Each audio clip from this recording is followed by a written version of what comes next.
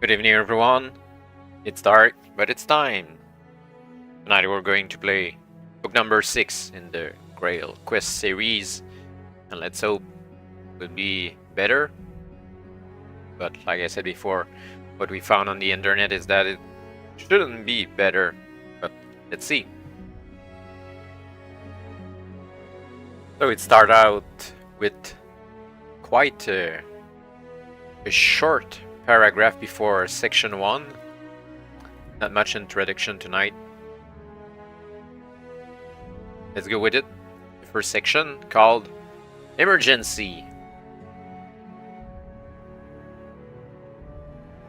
Hurry! There's not a moment to waste! Grab your pencil and eraser, some paper and ice, and let me get my net spell on your head. What do you mean? Who's this? This is Merlin, the Wizard Merlin. There's no time for social chit-chat. There's an emergency on. Somebody has put a curse on Camelot. If you know the basic rules of GrailQuest adventuring, how to roll your life points and blah blah blah. Next section. Let's just check if there's something different as usual. Life points, combat, friendly reaction, bribery, eating, sleep, experience. That makes me think, I think I forgot some experience points in the last book. Check that later. But that's pretty much it. Onward to section 2 already, and also already the beginning of book number 6, Realm of Chaos. Avert your eyes, I've no clothes on. You avert your eyes, but not so quickly that you fail to see the tall, skinny white-bearded figure stark naked except for boots, long johns, a long-sleeve woolly vest, and a pointed hat with stars embroidered all over it. Having averted your eyes, find yourself staring at a rough wooden floor, which seems to be slightly concave. You glance around furtively, taking care not to embarrass the Wizard Merlin by looking at him directly. You are in the oddest room, chamber, house you have ever seen. It is quite vast, but made entirely of wood with curving walls, ceiling and floor, as if you were in a gigantic barrel, says Merlin. It's my new home. I got the idea from an old Greek who used to live in one. But mine's bigger. It has to be to hold all my things. I had it specially made by the court cooper when there was a court cooper. He hesitates sadly and adds, and when there was a court, come to that, lucky I did. Something in the shape protected me from the curse. But you don't know about the curse yet, do you? No, sir, you say politely, your head reeling a little. Now that you can tear your eyes away from the insides of this gigantic barrel, you realize you are wearing a new and different body. A sturdy, handsome carcass dressed in breeches, leggings, and tunic, with a neat broadsword belted around your waist.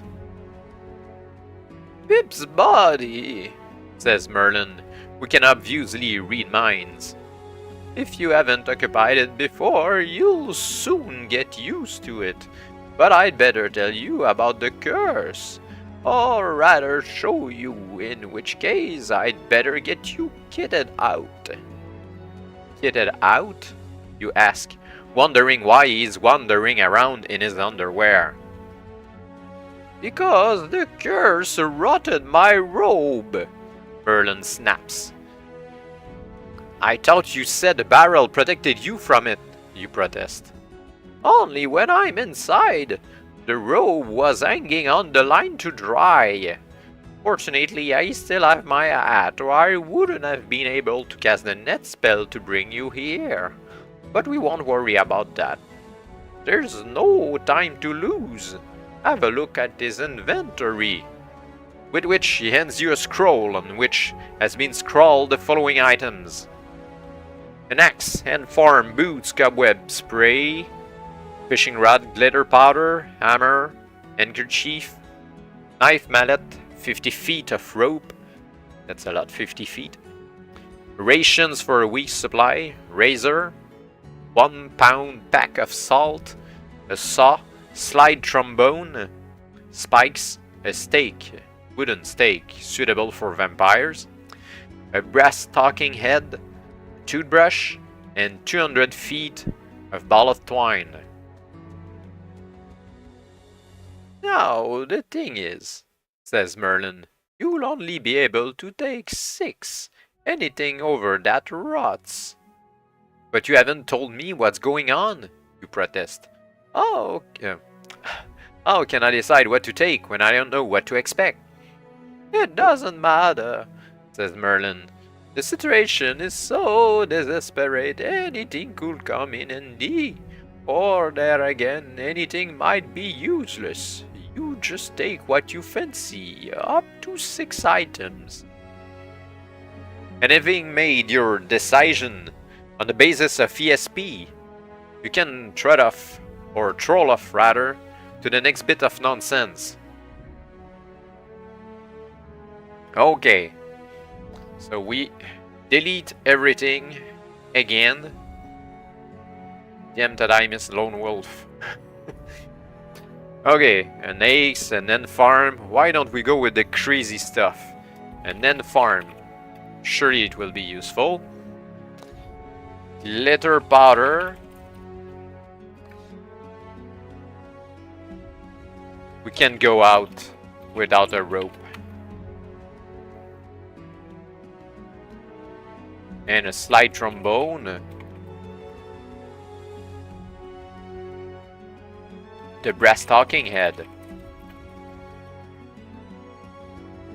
And I guess we'll have to fight a vampire. A wooden stake. So we can spread ants all over the place, spread glitter, kill ourselves with a rope, play music. It just made me think about the movie slash book in French called The Assassin qui jouait du trombone. Well, we'll see how it goes. And kill a vampire, then talk to our brass head. Yeah, it will be... usually the axe and the hammer are always useful, or the mallet. See, oh, no rations. Ah, we don't need to eat. We have ants. We can eat ants, I guess.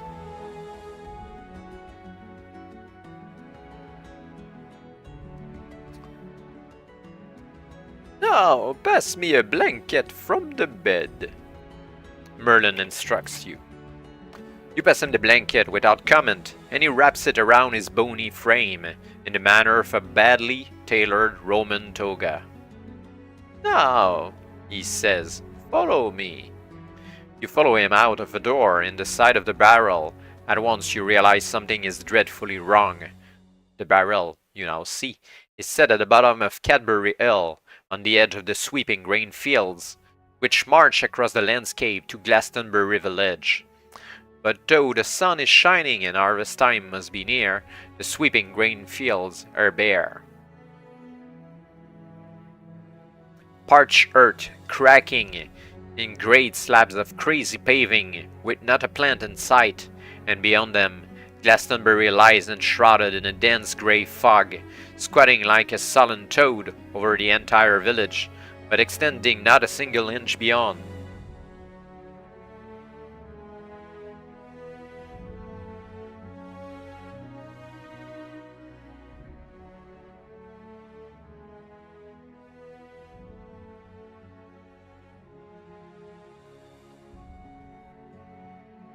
And as if this was not bad enough, as your eyes move upwards over Cadbury Hill to the proud castle Camelot which crowns the peak, you see King Arthur's brave keep has been transformed into a looming fungoid mass, barely recognizable as the seat of the glittering court.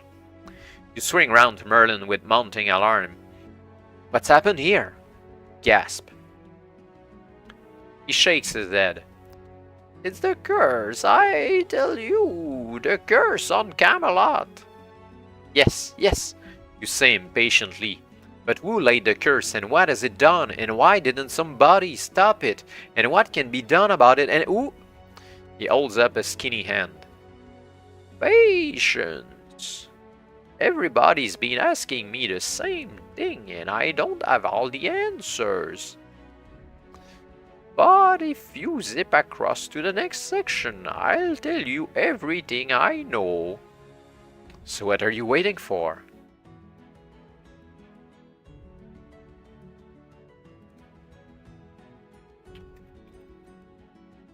The next section is titled The Curse. It came about in this fashion. For many months since the return of Excalibur, peace and plenty returned to the realm of Avalon. It was one of those golden times when trade booms, corn grows high, brigands, robbers, bandits, and burglars all fade into semi-retirement, and it only rains at night after midnight. Even dragons were few and far between, the result of a dry August the year before, according to the old residenters, of whom one coined an expression, "We've never had it so good," which became something of a catchphrase. The brave knights of the Table Round, with few dragons to slay and almost no wrongs to right, spent much of their time jousting. To the intense enjoyment of the peasantry, we had free tickets to these events, and thoroughly enjoyed the spectacle of aristocrats falling off horses and breaking the odd arm or rib. King Arthur, relieved of the onerous burden of state problems, had more free time too and spent it fishing. Only the Wizard Merlin and the court cooper, a squat little man named Harold, were at all busy, and that only because the Welsh wizard's fearsome eccentricity had occasioned him to commission the creation of a gigantic barrel in which he proposed to live like Socrates. Or was it Plato? What exactly happened to change his idyllic situation remains a shade obscure. There was much speculation after the event, of course. Midwife Art Dacre of Glastonbury had a story of a piper commissioned by the village council to rid the town hall of black beetles and never paid. Farmer Albert, a man as famed for his flights of fancy as for the turf he smoked in his clay pipe, maintained the fault lay with his arch-enemy, the blacksmith Abraham, who was so drunk one night that he stumbled into a holy well, thus committing an unconscious act of desecration. Petronicus Ambilicus, the old Roman alchemist, who still plied his trade in Glastonbury, reckoned it was a seasonal thing, connected in some mysterious way with the position of the planet Mercury. More serious theories put forward by the Archbishop of Canterbury suggested the disturbance of a great worm in Cornwall, or possibly the activity of witches in Wales. But the simple fact was that no one really knew. Everyone went to sleep one evening, or midnight to avoid the rain, in a realm that was all green and golden and sunny and peaceful, and woke up the following morning to a nightmare of blight, pestilence, gloom, and corruption.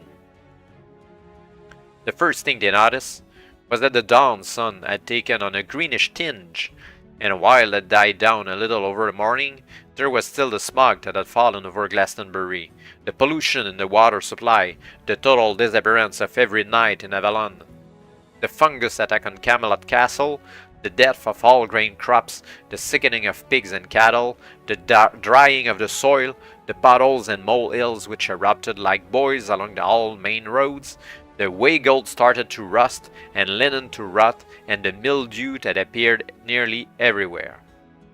It was, said the old residenters wisely, a curse. And for once nobody disagreed with them. The problem, of course, was what to do about it. The first deputation went to Camelot, but quickly found it was impossible to enter the castle, let alone communicate with King Arthur or the members of his court. The second deputation went to Merlin's barrel, but was denied entrance on the grounds that the wizard had nothing to wear. It was an excuse that the members of the deputation appreciated, since they too had lost much of their clothing. After that the people settled down to suffering, as people usually do in the face of mysterious adversity. Except for Merlin himself, of course, who did what he always did when there was too much trouble abroad for normal human beings to handle. Merlin cast a net spell to capture the greatest hero in the known universe, a young person with sufficient skill, courage, talent, common sense, good looks, and self-confidence to animate the body of Pip. Those who knew about the spell were greatly relieved. The situation needed a hero, particularly one stupid enough to risk his life and limb to sort things out. Yeah, that's us, I guess.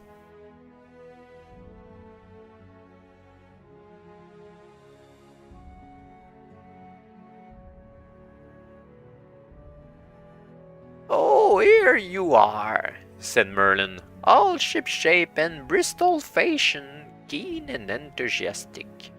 He glances up at the sky briefly. "Looks like rain, but it won't. It never rains now when you want it to, only when you don't, and it doesn't do any good. Never mind, you'll soon sort it out." "But I don't know who laid the curse," you wail. "Neither do I," admits Merlin frankly. "Shortly after the whole thing happened, a thunderstone fell in Glastonbury village square, with an inscription on it which read, 'Revenge is sweet,' signed Cram the Terrible. There was a lot of excitement when that happened. People started talking about the curse of Cran." "But then all we have to do is find this Cran," you exclaim. "What do you mean, we?" Merlin asks testily, but before you can answer he adds, "You'll find it's not as simple as all that. Whoever laid the curse would have to be a wizard, sorcerer, or witch, and they're all registered, you know. Union rules. You can't practice magic unless you're registered." "Then," you interrupt, "we just have to look at the records." "I've done all that," snaps Merlin. "There's no such person as Cran. At least, there's no such name registered anyway. It's my belief that Cran is a nom de guerre. So to find Cran, you're going to have to find out who Cran really is. Then you're going to have to kill him. Or her." He pauses thoughtfully. "Or it," he adds. "Where do I start?" "That's up to you," says Merlin. "It's your adventure. I can't possibly come with you, since I'd risk being arrested for indecent exposure. But if I could come with you, I'd suggest you start with a visit to Glastonbury, or a run at Castle Camelot. Those are the two places where the curse lies thickest, so there might be some clues to pick up." Which seems as good advice as any. So, first decision. We can troll up Cadbury Hill to the castle, or visit Glastonbury.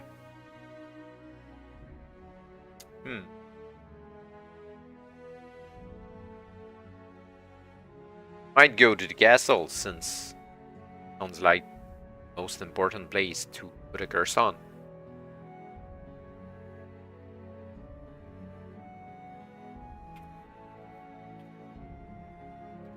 It should be a familiar road to Camelot, since you've climbed this hill often enough in the past, usually in triumph after slaughtering something particularly beastly and saving the realm yet again.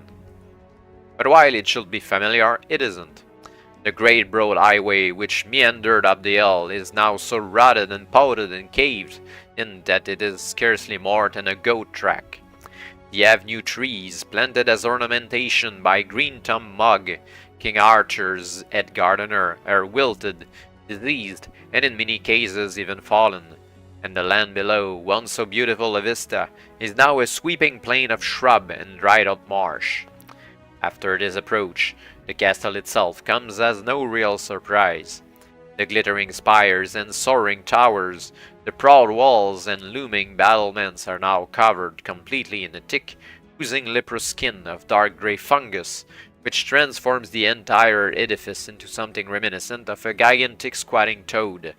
There is a distinct chill in the air. The moat smells foul. Scum and debris float like sullen corpses on the surface.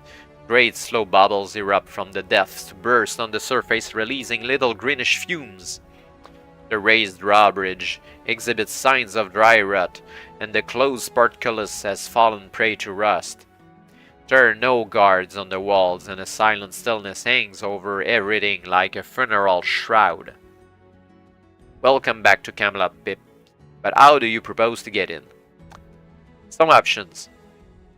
Swim the moat. Bravely announce our arrival. Or write it all off as a bad idea and go back to Glastonbury. However, I'm wondering, where is EJ in all of that?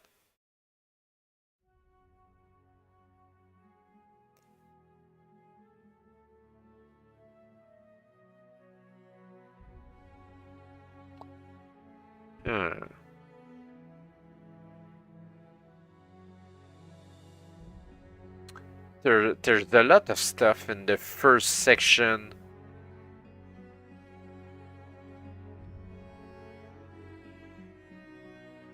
Should have gone through the first section before. Alright, let's roll first our life points.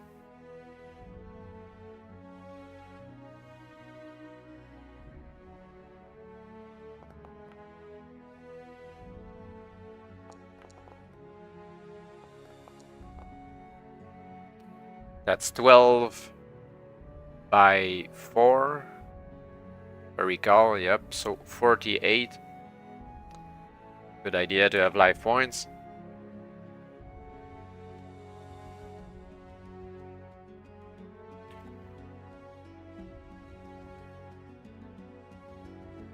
I'm pretty sure that we have 38 experience points because we killed the Burquadil. Yeah, the giant Burquadil. That's book. We don't have any more gold again, which is most often than not useless. And there's EJ, which can kill dragons. We don't have any more dragon fire pills, neither Kingling nor Thunderbolt. But it seems that Merlin found our dragon skin jacket again.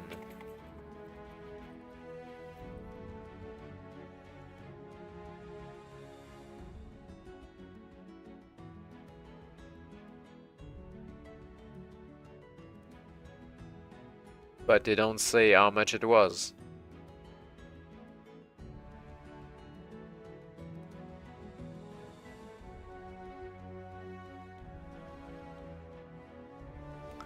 It's kind of... I hope I still have that in my notes. Dragon skin jerkin. Okay, it was -4 damage. Why all those stuff is not written or tucked away in section 1. Pretty much it. Okay, so we have EJ and our dragon skin jacket. Good. Now let's go back to where we was before. Good.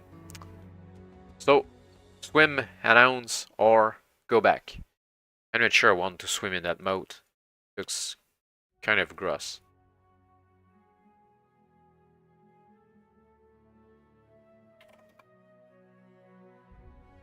Oh there! You call, hands placed firmly on your hips, a small but extremely handsome and impressive figure dwarfed by the towering fungoid edifice. Oh there! You call again.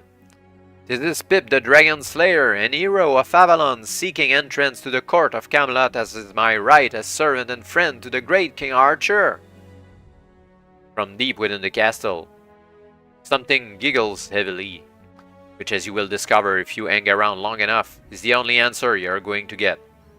And that will seem to reduce your options to swimming the moat or going back to Glastonbury. Yeah, well.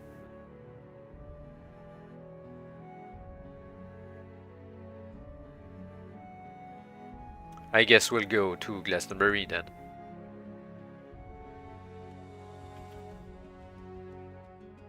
The road to Glastonbury, once such a pleasant journey, is now a disaster area, with the fog enshrouded destination holding no great appeal either. You reach the outskirts of the village eventually and step reluctantly into the mist.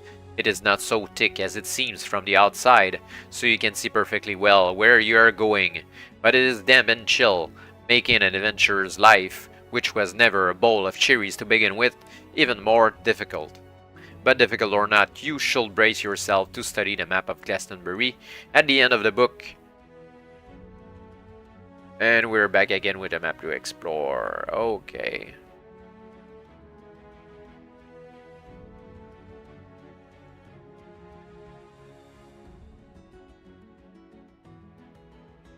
Oh, there's a bunch of maps at the end. Ugh. Okay, Glastonbury Village. There are 1, 2, 3, 4, 5, 6, 7, 8, 9, 10, 11, 12 sections to go. I guess we'll have to explore all 12 of them as usual. Let's check the main square at the center section. A familiar enough sight, Pip, since your adoptive father, Freeman John, used to bring you here on the back of his cart when you were a child. Those were the days when he came to sell farm produce in Glastonbury Market. For this is the market square. It's empty now, which is odd considering the time of day. You will normally expect to find somebody hanging around, even if it was only a tinker, mending pots, or a beggar, trying to extract a few pennies from the passers-by. But now there is only the empty square with the well at the center. The curse, it seems, has been very bad for business. So, nothing to see here. Let's check the well, I guess. It's the village well. Generally, the women come here in the early mornings to draw water and exchange news, but there are no women about now, nor men either, come to that. This is normally the very heart of village activity, and now, thanks to the curse presumably, it's as silent as a tomb. You walk to the stone wall and peer over into the well shaft itself, 38 feet deep, dug by hand and stone lined by some patient mason. In days long before you were born, you can see the water surface. Of course, that's too far down, but you can see. Yes, quite definitely, there are steps cut into the stonework. How had nobody noticed them before? They look, if not exactly brand new, at least fairly recently cut. Who on earth would want to cut steps into a well? And where do they lead? You can always try to find out by climbing down these steps. But they look a bit slippery and dangerous, so you may prefer to return to your map and select a different destination. Well, we can loot Merlin's house.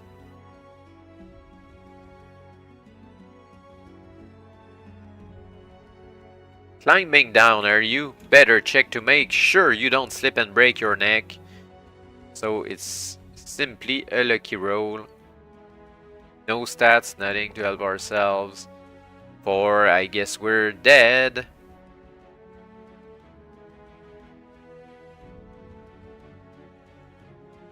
You have fallen down the well and broken your neck. Well, nearly.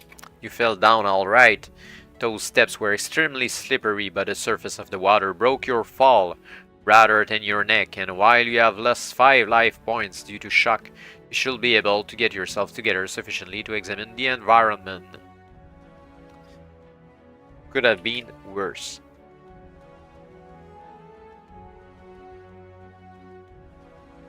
This is crazy!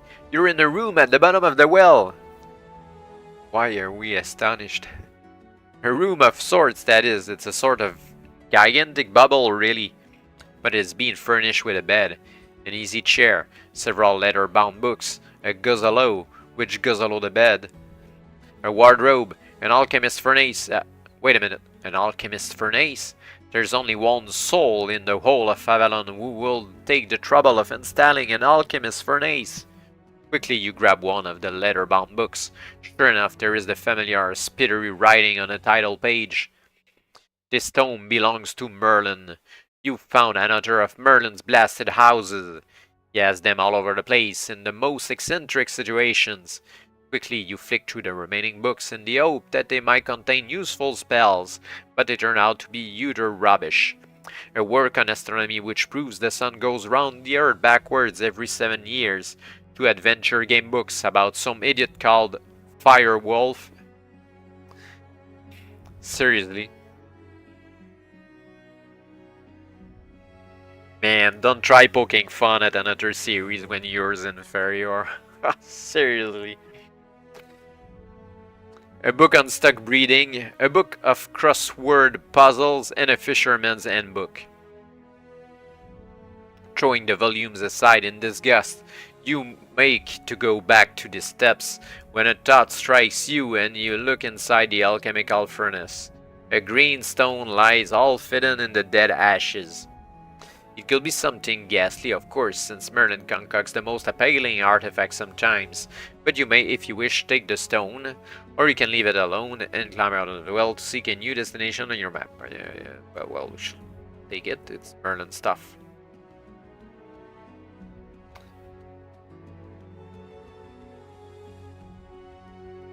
Don't touch it!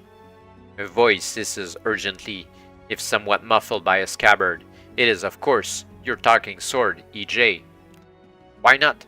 You hiss back. I think it's cursed, EJ tells you. Why do you think that? It's green, isn't it? Green stones, they're always cursed. Once you touch it, you will never be able to put it down until you're dead. Perhaps not even then, and it may drain your life points or give you boils or transport you instantly into some ghastly place or call up some horrendous monster or... Oh, shut up, EJ, I need to think. Take all the time you need. And take the green stone if you still want it. But we can change our mind. And go back to the map.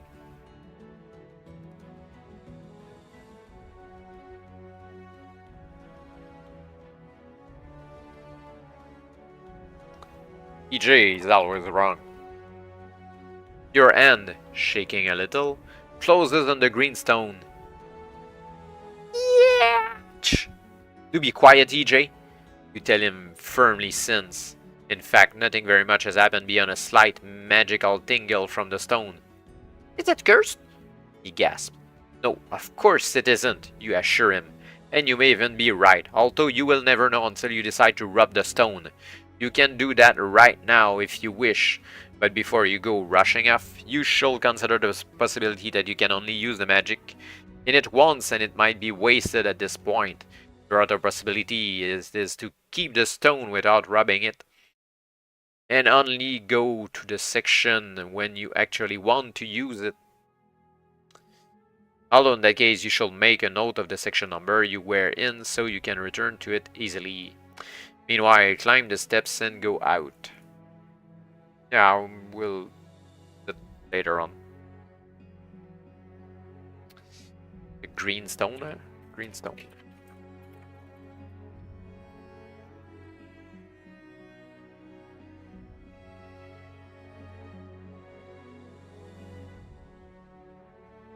Okay, we go back to the map.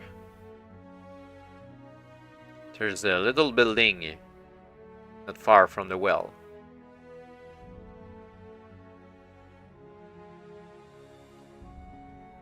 You knock.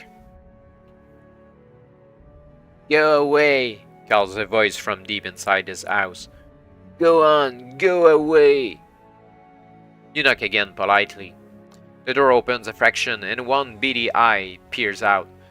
Go away. Oh, it's you, young Pip. I thought it might be the Wizard Gran.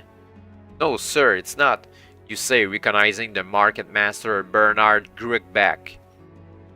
No, I can see that now.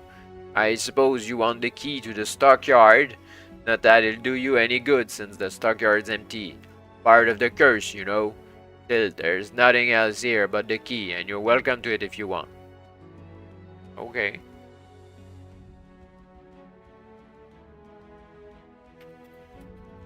Stockyard's key.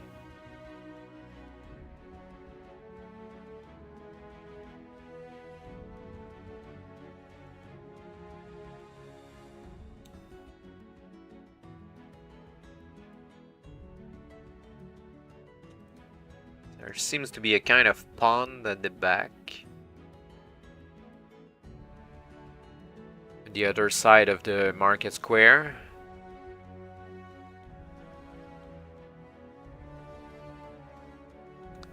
You're standing on the edge of the village duck pond, a scummy little stretch of water sometimes used for throwing bullies into.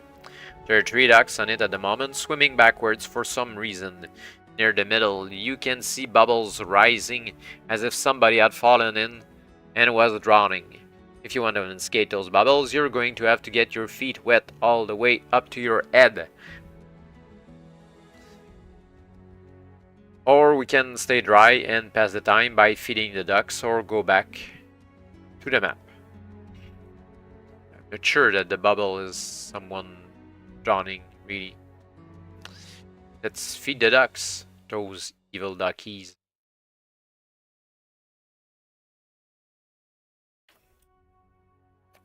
The ducks look suitably grateful.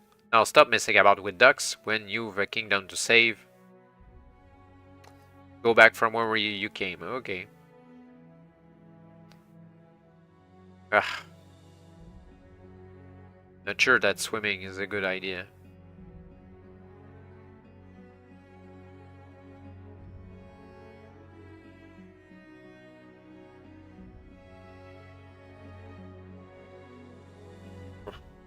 Let's go back here later on.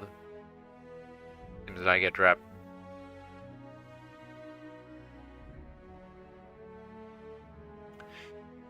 There's a kind of a fort along the road near the pond. Close that area.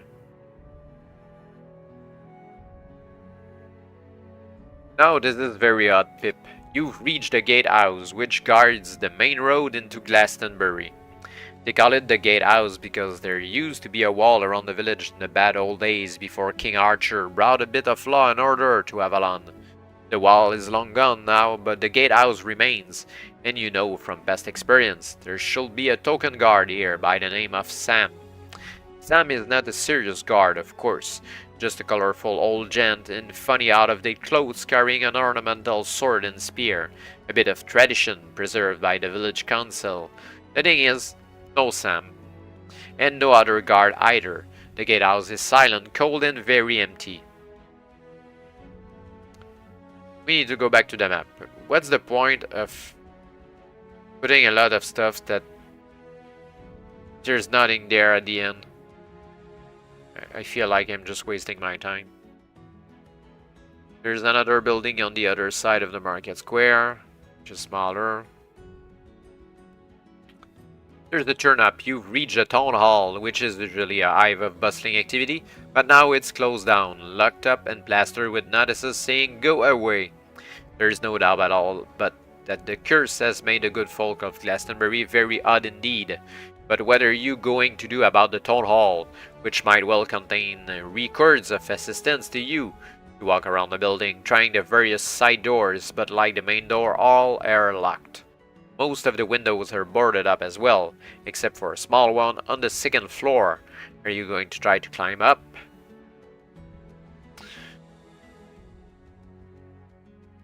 Not sure it's a good idea.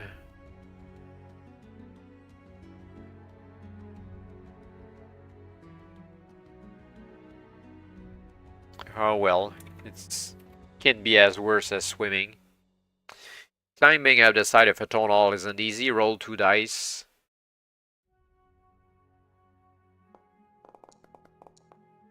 Score 6 or more.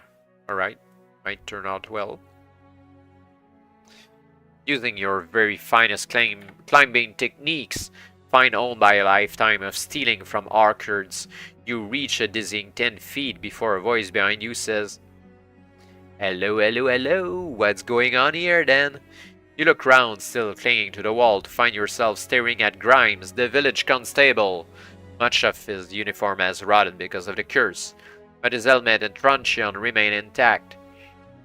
Good sir, you cry with commendable presence of mind. I am Pip the adventurer, under warrant from the Wizard Merlin to save the realm from the curse of Cran, and I am presently engaged in seeking out clues to the identity and whereabouts of the evildoer. Tell it to the beak, says Grimes, grimly dragging you down from the wall and marching you off.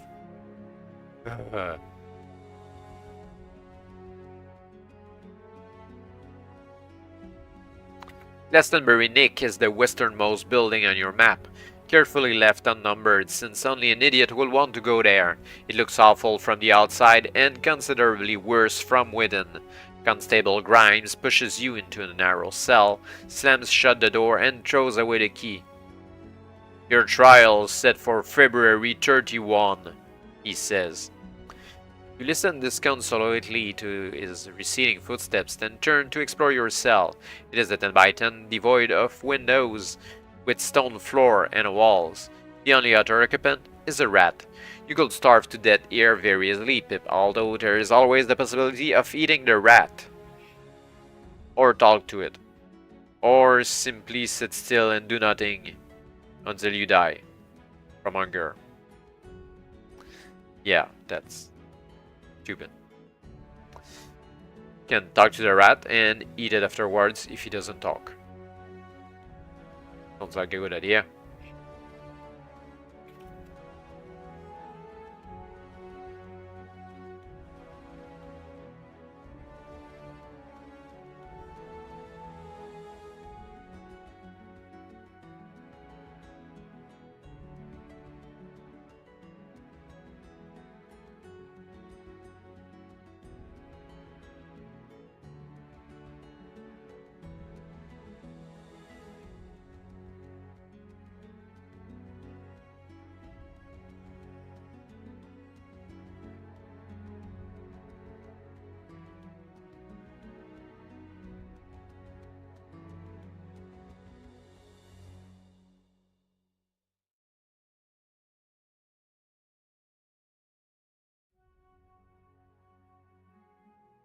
Good morrow, rat.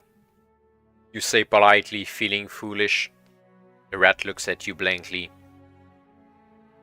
What are you in for then, little fellow?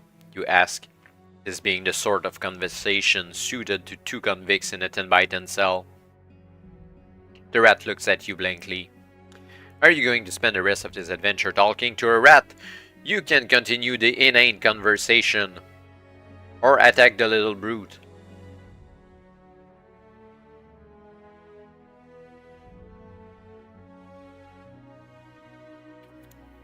Well, Sir Rat, you say, it looks like we're stuck here. Don't be ridiculous, remarks the rat. You don't think they jail me for stealing cheese, do you? You hide your astonishment rather well, but are unable to reply on account of the fact that your jaw has dropped open. Rats get into cells through holes, says the rat. We can both get out the same way. Get out through a rat hole? You ask blankly. You might, but I'm a bit big for that. Don't get ropey until you see the hole. It's under that pile of straw, which you can examine.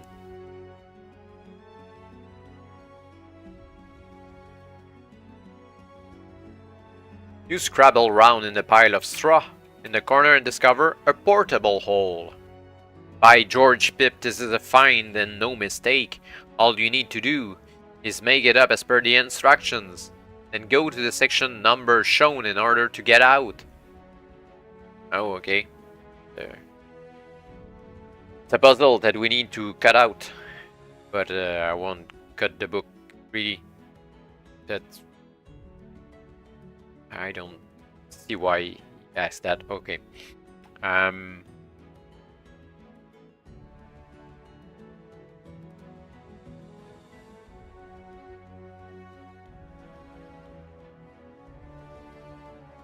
Yeah, since it's a hole, it's round, so the R goes there. Yeah, it would be better to make it up with cutted parts.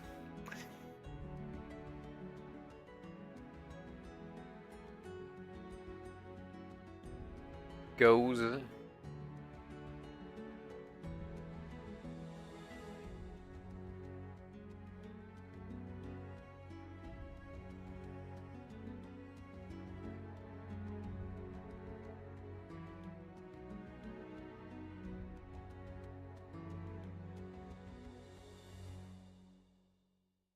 Yeah, it's a bit long to put together without cutting it out. Just going to get out on the internet instead.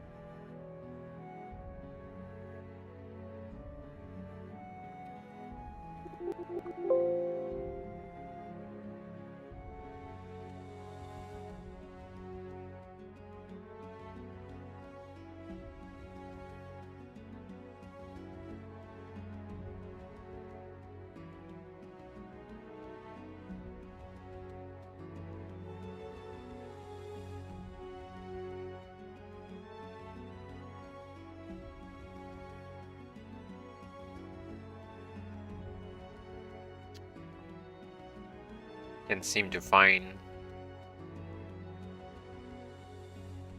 Okay, let's try to solve this then. It will take a bit longer.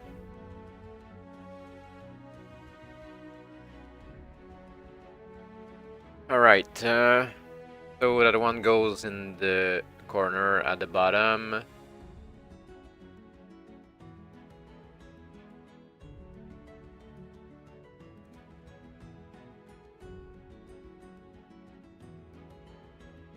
This one is at the bottom as well.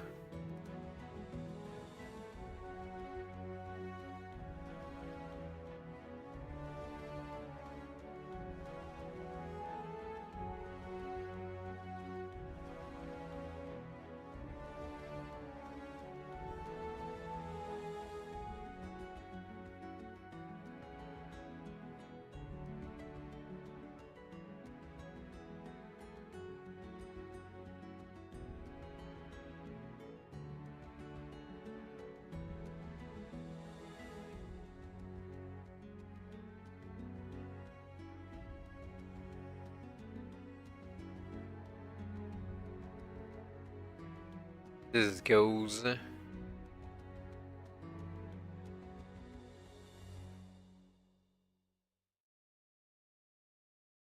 This goes.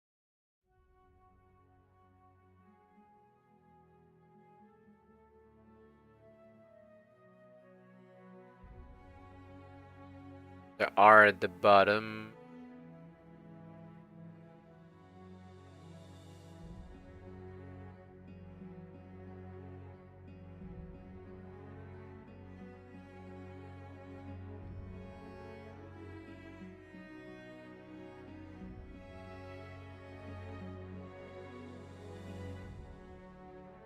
I think, yeah, 20, 24.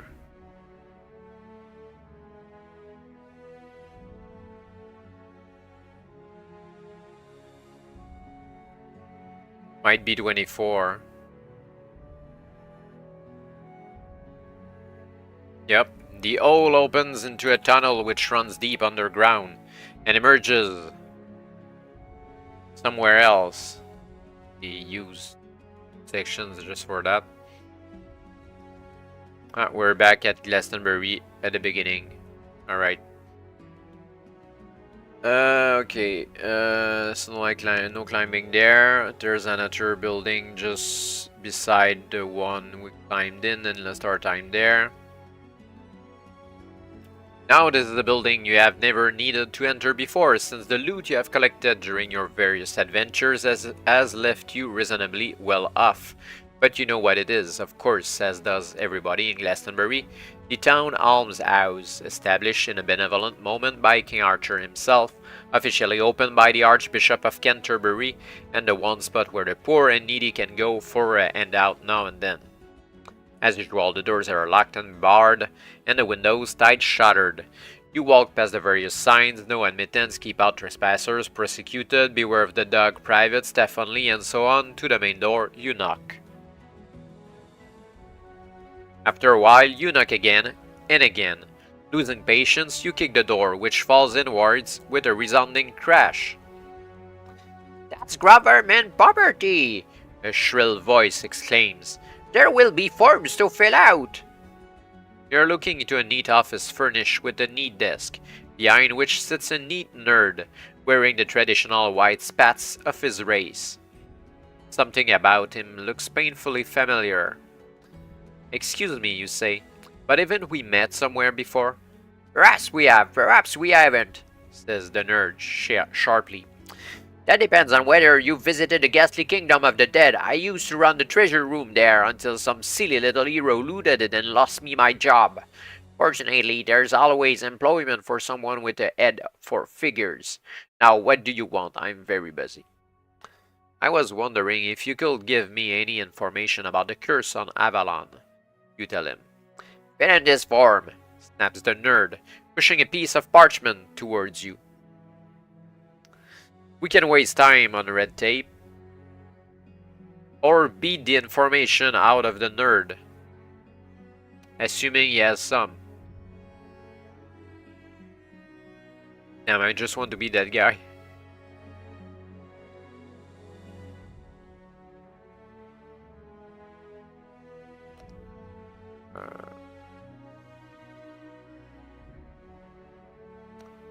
Section where it sends me doesn't make any sense.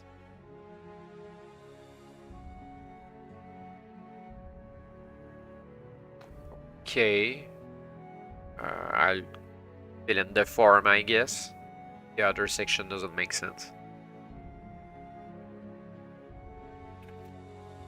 Information. Imen, Zarda, Noitepuko. And it's a damn scrambled text again. Ugh. I hate those. I guess we're back on the internet.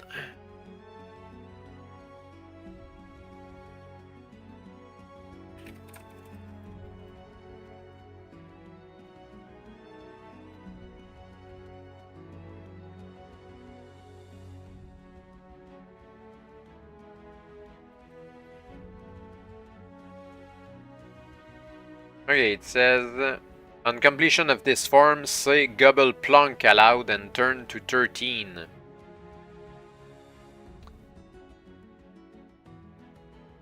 Which is the same number that didn't make any sense before. Okay, is it bugged?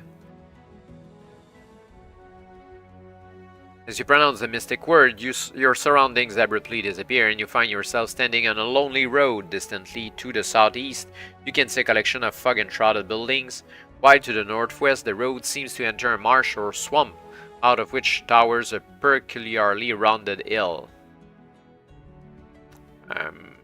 The southeast is Glastonbury. But let's try the other thing and regret it, maybe?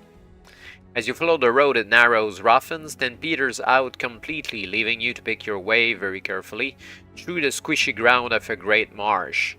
This is the sort of place that could suck you in and drown you very easily, but since you are an experienced adventurer, you test each step before you take it, and proceed slowly, carefully, towards a curiously rounded mound of Glastonbury Tor. "I wish you wouldn't do that," DJ complains bitterly. "Do what?" you ask. Use me to test the ground ahead before taking each step. I'm getting very wet. If you keep this up much longer, I'll catch my death of cold or rust. Button your lip, you tell him severely, having better things to do than listen to a sword complaining. You'll regret it, he warns. And in the event he is right for a change, with the foothills of the Great Tor less than 100 yards away, you prod EJ into the marsh before you to test the ground and... Yeah! There erupts from the sodden ground a nightmare creature more than 50 feet long, leprous lime green, slimy, heavily fanged and very, very angry. It towers above you like a serpent preparing to strike, luminous green eyes glaring at you hurriedly. Yeah, it says again. It seems you may have disturbed the guardian worm, the monstrous creature whose coils guard the only safe route to the Tor. Worse still, it has reared up with old EJ firmly clamped between its front teeth, leaving you swordless. What the f... Since the worm is known to have 1000 life points and strikes on a roll of 1 or better with plus 50 damage, you can tell right away you are in big trouble. A moment's thought will remind you that the only man ever to defeat the Guardian Worm was Uther Pendragon, King Arthur's father, and even he only managed it with the aid of a magical mirrored shield.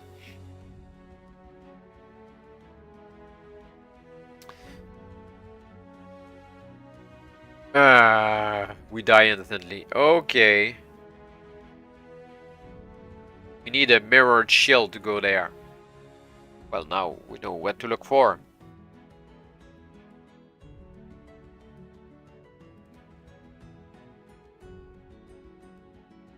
Ah.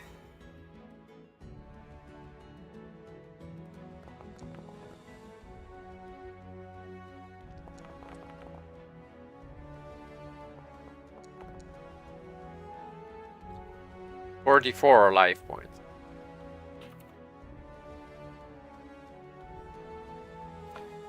I wonder if we lose everything in this book. Would mean we lose the green stone and the Stockyard's key.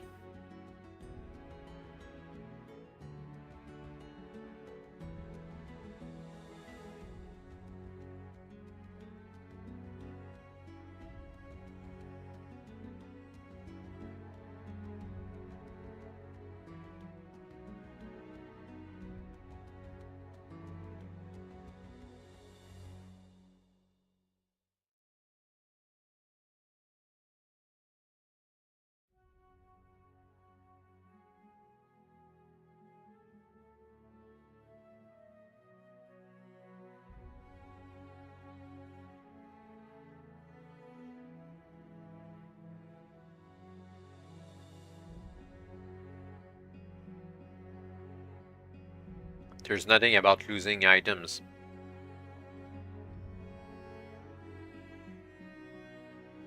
Maybe at the end.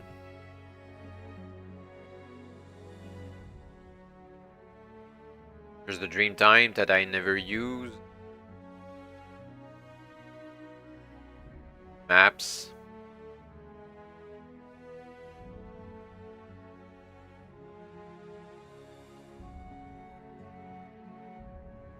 Any treasure collected is lost unless you are told otherwise. Okay. Ah. Damn. Should we try the green stone just before dying? Yeah, we should try that. A flash of light so brilliant that it blinds you.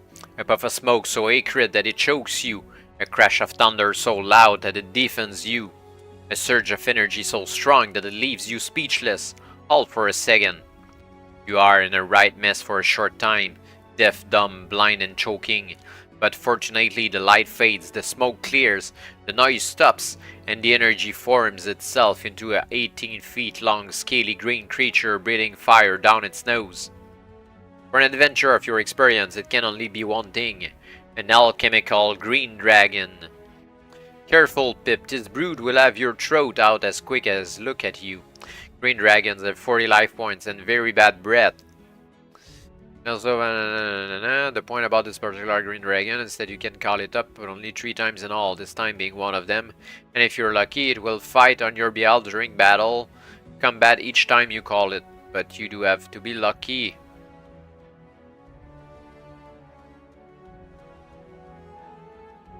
Well, it won't help us in any fight,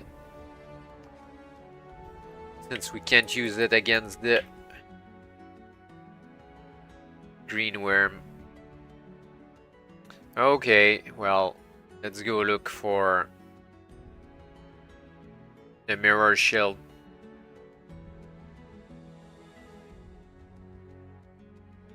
Oh, next building. The smell of incense and the sonorous sound of Gregorian chanting which emanates from this great colonnaded building will give you the hint, if you didn't know already, that you have reached Glastonbury Abbey. A brace of burly tonsured monks stand guard on the entrance. "Good brothers," you cry, "pray permit me entrance." "Kiss off," they reply piously in unison.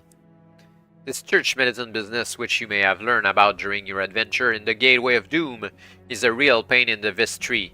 It looks as though you will have to hack your way past these two fellows if you want to gain entrance to the Abbey. You may challenge them if you decide, or return to the map. Ah, sure. Stand aside, brothers, you warn, drawing whole DJ. Otherwise I shall hack you into holy stuck cubes. But the monks smile at you benignly. "If you kill us, good sir, the hand of the Almighty will surely strike you down stone dead with a bolt of lightning, while we, on the other hand, are perfectly at liberty to batter you all the way to death, since right is on our side." This is a troublesome position to be in, if you believe that ecclesiastical rubbish. Well, we just died, so why not? We don't stand to lose anything. You hurl yourself forward and the fight is on. Each monk has 20 life points.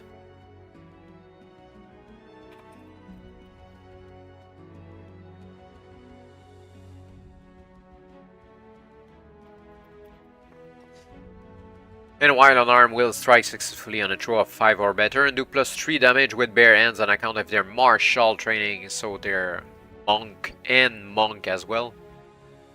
You will surrender abjectly if you manage to bring their life points below 5. But should you accidentally kill even one of them, you will be struck down by a bolt of lightning and die. Okay. Let's see how it goes. Initiative roll. Pip first. Hey, that's a hit. 10 damage to the first monk. Yeah. You can probably kill him on the spot on the next strike. First monk, it's a hit. 4 damage, but the jackets soak it up. Second monk. Miss. Pip's turn. That's a hit. A small hit. Down to 4. Can strike a different monk. But we need to endure the strike of the first one all the way. He misses though. And the second one hits for 9 damage minus 4, 5.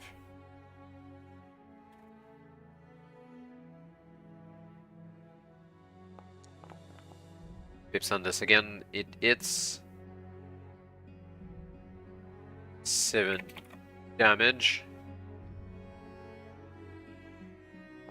Monk's turn, the big hit. 9 minus 4, that's 5.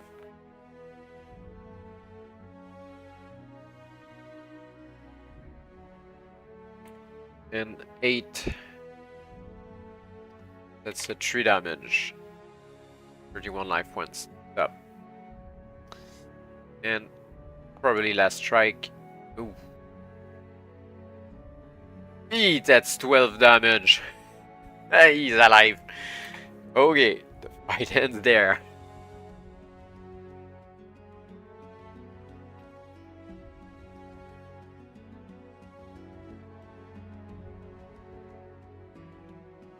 The two Ingdug monks escort you through the main entrance of the abbey, across a cloistered courtyard and through a sturdy oakwood door. Beyond it lies a waiting room.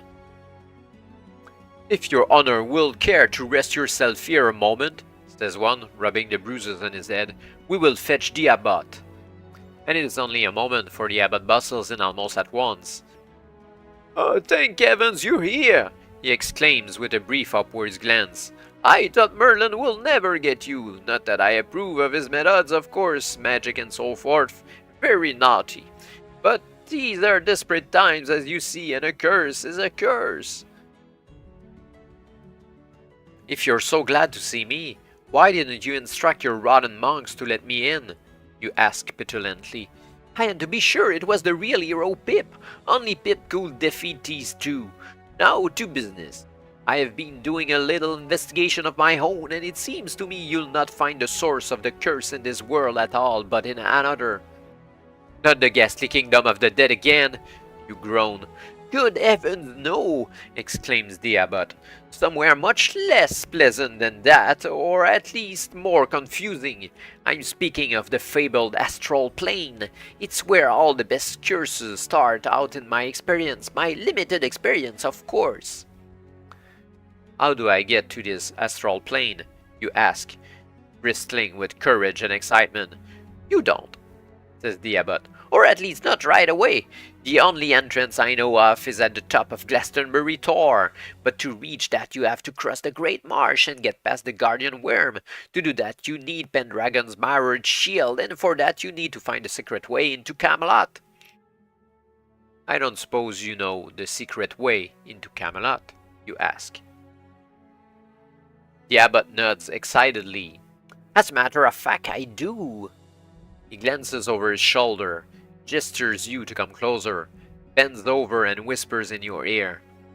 Go there. Which may or may not be a good advice, but you may go there right away. Yeah, let's go there.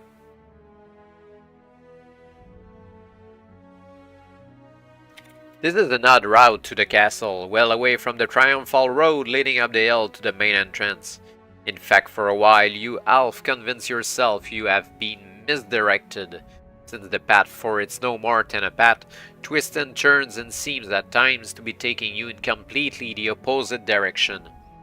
At one point your way passes through a small wood, where the birds are coughing in the treetops as a result of the curse, then drops into a dell, emerges across some wasteland, and eventually reaches... This isn't the castle. It's nowhere near the castle. You are facing the entrance to a deep dark cave. You can enter, or go back to Glastonbury, or go to the castle that we know doesn't give anything.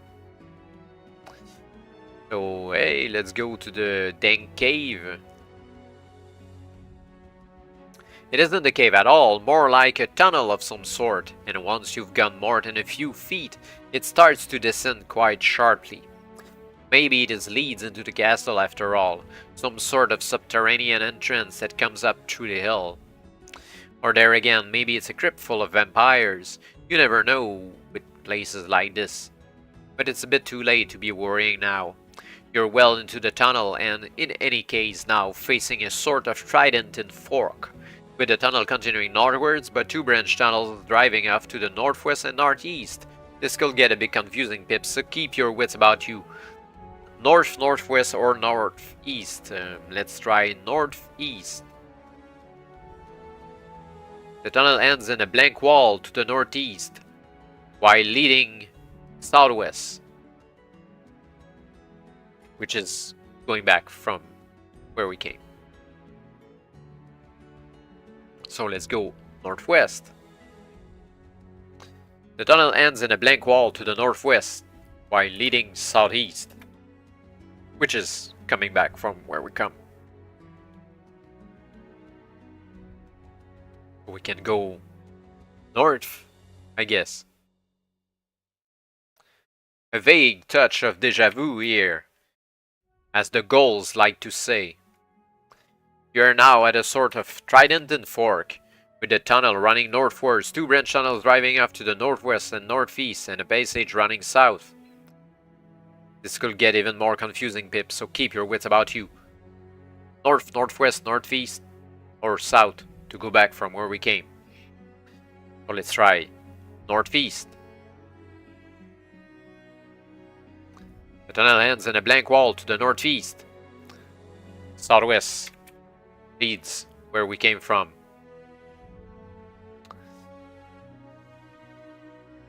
I think I know what northwest will do. Oh, no, it's different. You have entered a small open chamber, a corridor round southeast, and another due south. The southeast is where we came from, but the south. The tunnel angles north and east. At the junction, your eagle eye spots the entrance to a secret crawl space running northeast. So we can go north, which is where we came from, east to somewhere else, or take the crawl space northeast to return to the beginning.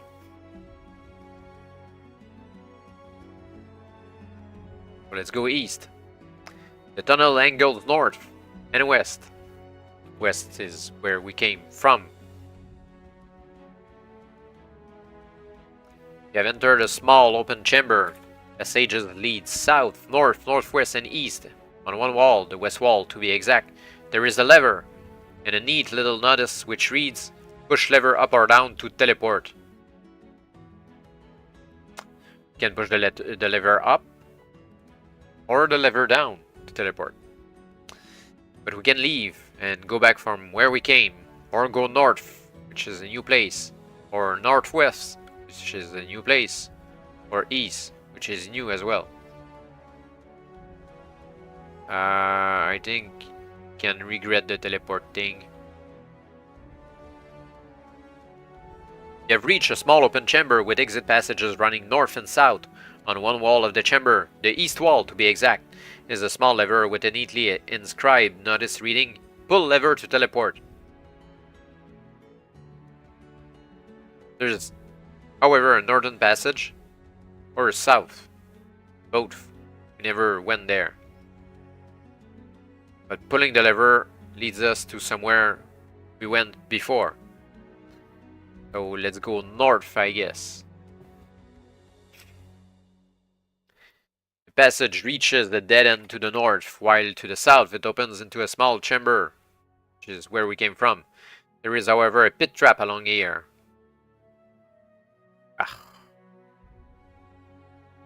Roll 1 die. Score 3 or more and you avoid it. Okay. So we have no other options than going back.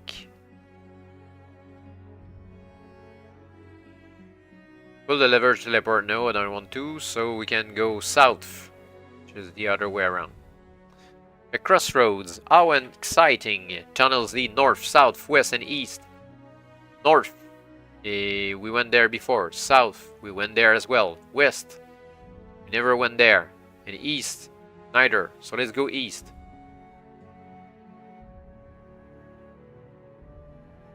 The tunnel which runs east-west ends in a blank wall to the east and a crossroads to the west, which is where we came from.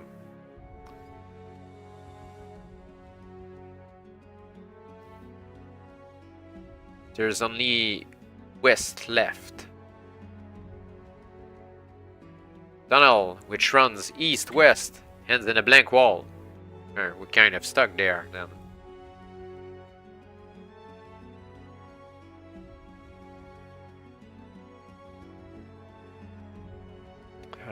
North is further down.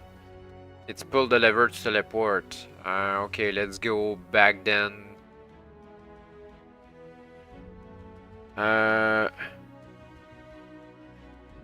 North, northwest, or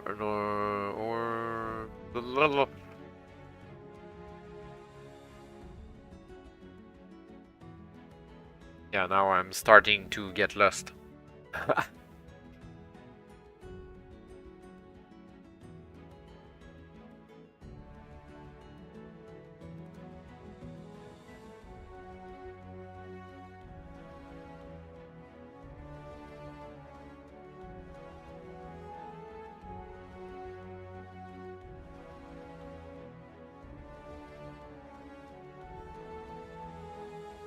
Yeah, I want to go back to the pull up or down the lever to teleport.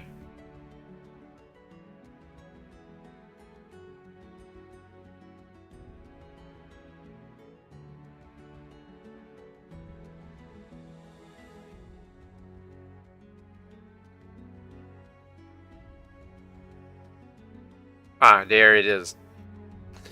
We can push the lever down to teleport, but we went there before. So we should go north. The only place that we didn't go to. North or northwest, actually.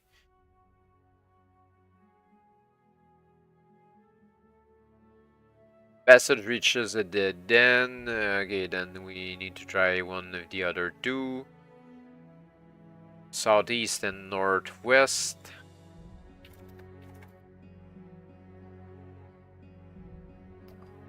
There's the other one back there. Blank wall.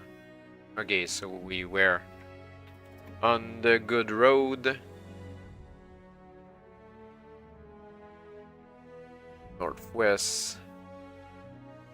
Southeast, forks northwest. And northeast. So two passages. Let's try northeast first. Southwest and ends in the dead end, which means northwest. And dead end as well. I think we need to go into a pitfall.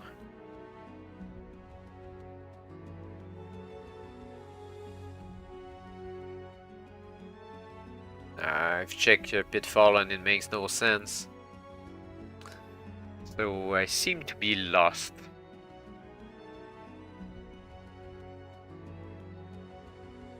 Damn, well, I need to draw a map for the first time.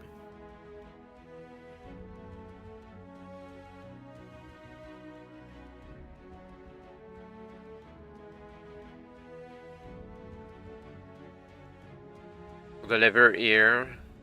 Yeah, I tried every destination and I can't find one that works. Hey. Okay, let's take notes.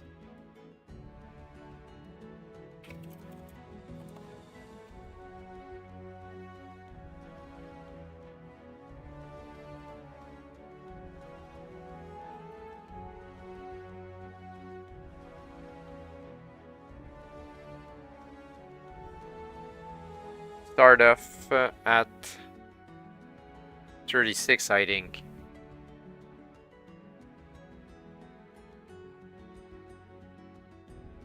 Yep.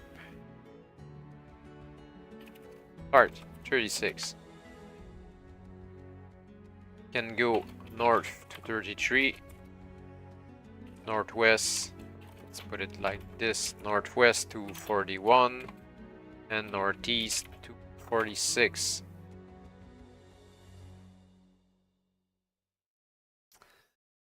So 41 is a dead end. And the northeast is a dead end.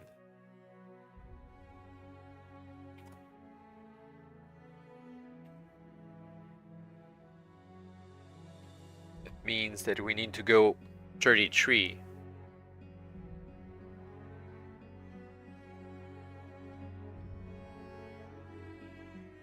Can go north to 44, northwest to 49, northeast to 53,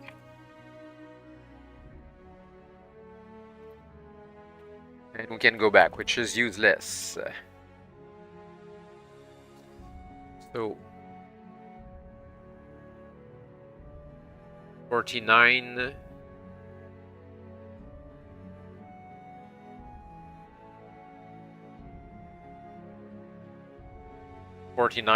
Leads to somewhere else. 44 leads to a bunch of places. And 53 is a dead end. So let's try 49 first. Goes to south.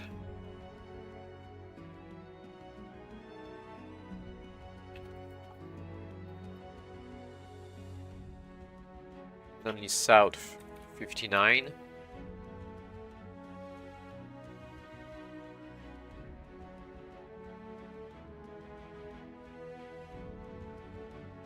We can go back, or we can go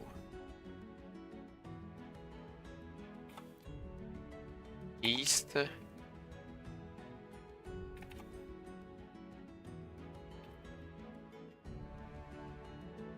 Or going back to the beginning.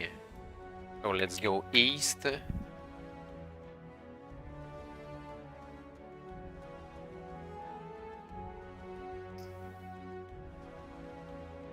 Can go north or west, which is going back.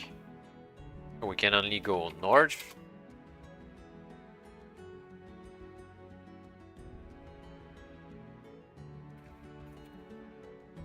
Teleport lever up 57, down 71.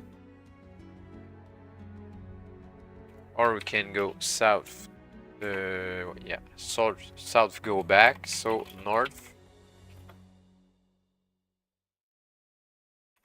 Northwest.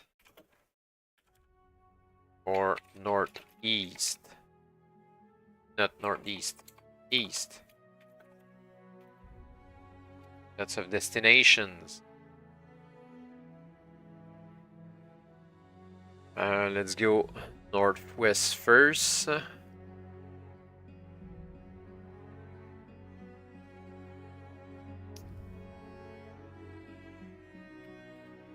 Can go northwest again.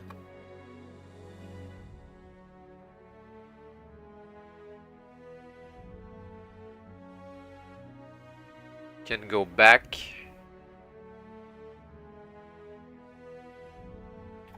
Or we can go northwest again. Or northeast.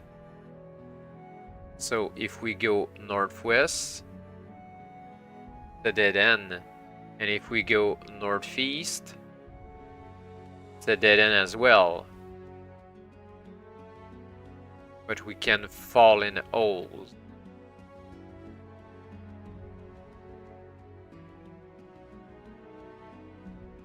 Which might be the problem here, that we need to fall in holes to get forward, which is so dumb. Let's go back previously to North 101.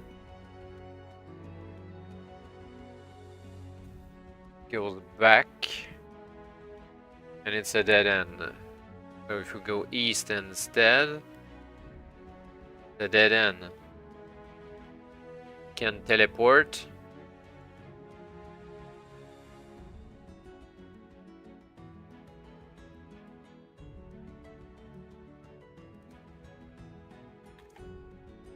It leads to another teleport.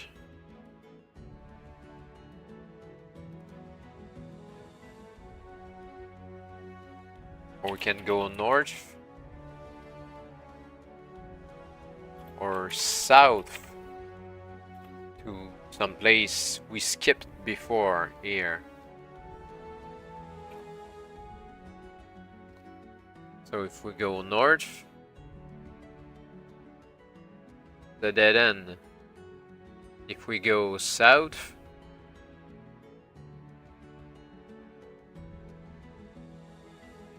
can go north, that's going back, south, that's the beginning, West looks like a new place. Or it's the same as the teleport down previously.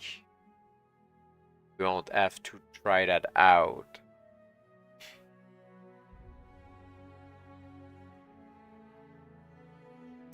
West is the dead end, and east is the dead end, and the teleport. Let's try the north before. It's a dead end. Then the teleport.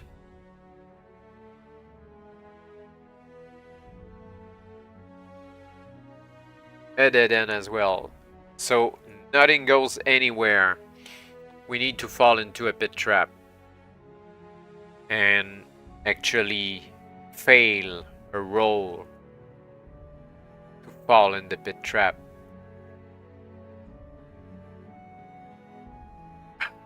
Let's try the last one here. May take the secret passage from the bottom of the pit. Okay, let's try that thing. The secret passage emerges through a sliding panel into a dank stone cell dimly lit by a grey glow filtering through a ice-lit window. There is a pile of filthy straw in one corner and the broken remains of a clay bowl in the other. Apart from this, the cell is empty. It seems obvious you have found your way into Camelot dungeons. The network of tunnels and cells used to house those who have incurred the displeasure of the king. Once thrown into a cell like this, you could remain forever or until you rot, whichever was the sooner. Fortunately, however, the door of this cell is lying open, which means you can zip through it quickly or take the time to search. Let's search before. Nope, nothing here of use to man or beast. Why give the option? Can get out of the cell then. You find yourself in a dimly lit corridor running due north-south. The cell with its open door lies to the east, while a second corridor runs westwards, its entrance facing the cell door. Oh, damn, again, more maze. Are those numbers that we tried? Those are numbers that we tried before. Yeah, we tried that one.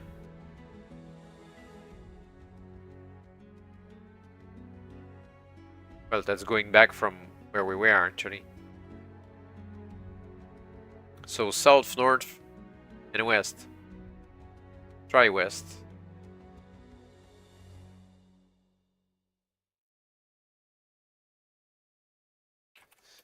Trouble, the corridor rounds west into a guard room housing 3 of the most unpleasant looking guards you have ever seen. They were obviously men at one time, but the curse seems to have gotten to them so that they are now all covered in fungus, like the castle itself. This does absolutely nothing to improve their appearance. Or their temper, come to that.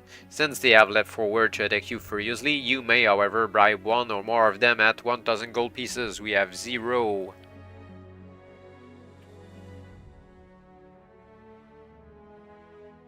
In which case, they will let you run back. Can't or don't want to bribe, you will need to know each fungoid. Guard has 25 life points, strikes 5, no. But we can try a friendly reaction. Nothing said anything against that. Friendly reaction. How was it already?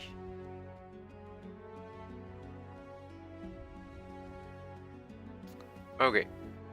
It's 4 dice. First one is the enemy.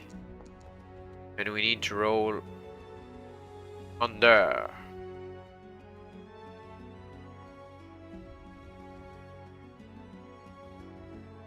Yep. So first guard is friendly.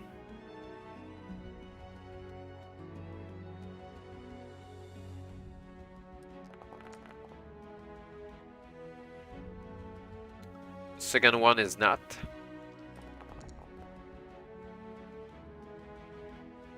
And the third one is... Oh, one guard.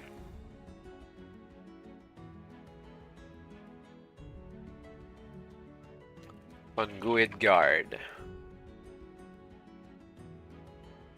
With 25 life points. Strikes at 5, does +3 with his rusty sword. Oop. Well, first 2 dice will be initiative. They're equal, so we needed another throw. And the guard goes first.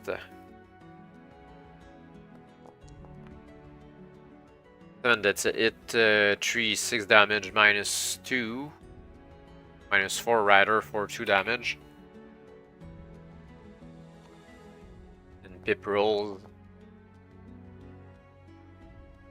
That's 7 damage.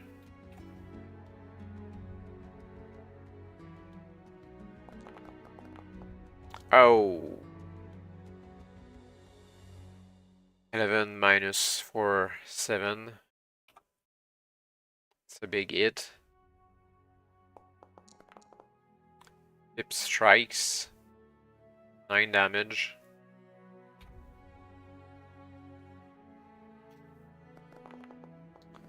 Guard hits.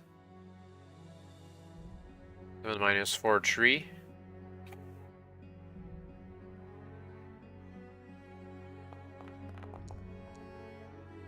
And that's it for Pip, but only 7 damage. Damn. Guard is still up. Misses. And it's dead.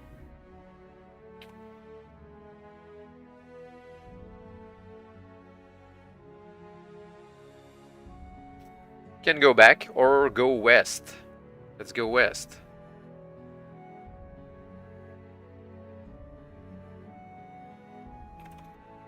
And level up, kind of.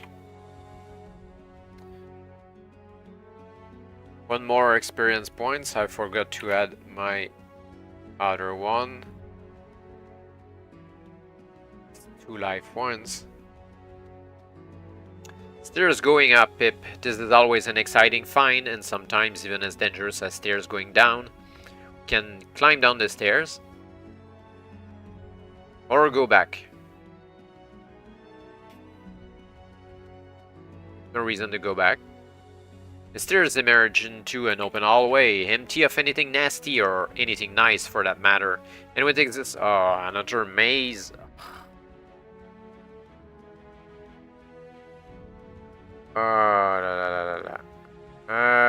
We can go to the east. We came from there. North, south, or west.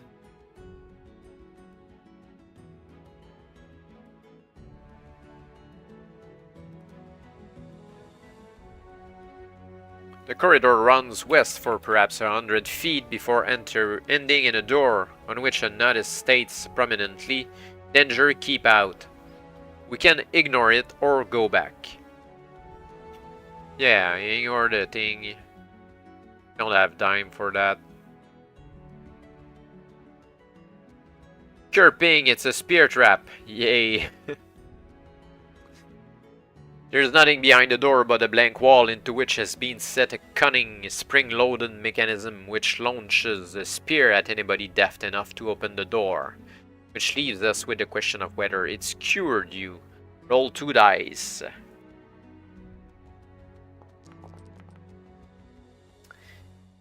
It's a fail.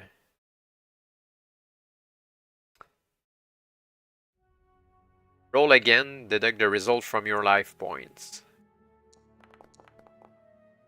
7. Still alive. And we go back from where it came.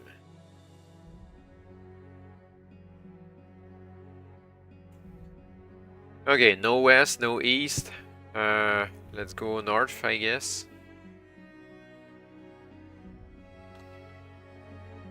You're in a corridor running north-south. Torches have been set in wall brackets so you can see a long way. There are 3 openings in the western wall and one towards the northern end of the eastern wall. These places can get confusing without a map, Pip. The first opening on a western wall, second way to be reached, the third. Aye, aye, aye.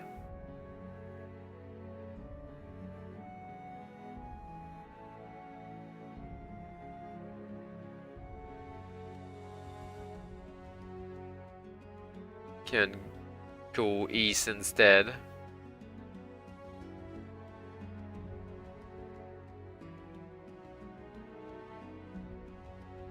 The corridor runs east-west, forming a T-junction at its western end with another corridor, and ending in a gloomy flight of stone steps leading downwards at its eastern end. Go down.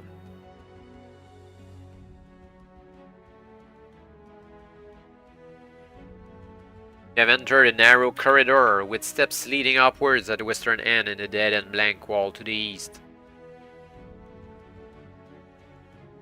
Can go back or search for a secret door.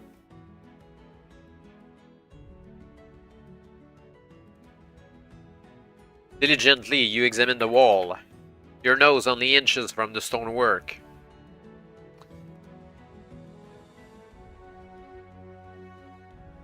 We need to roll 2 dice. We can't find anything.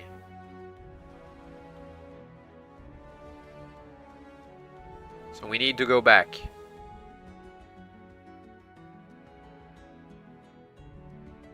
Need to go back again.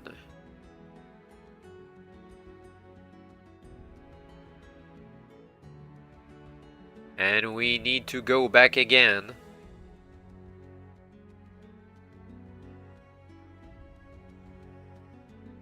Can go north instead.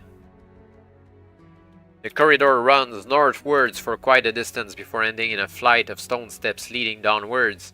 There are no torches on the walls here, and this section of the corridor is very gloomy indeed. From the dark depth at the bottom of the steps, you can hear a peculiar sound, similar in some respects to the bloop of bubbles rising from a swamp.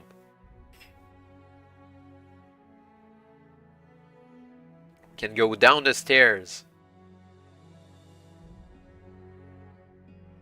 Cautiously you descend the stairs, EJ at the ready.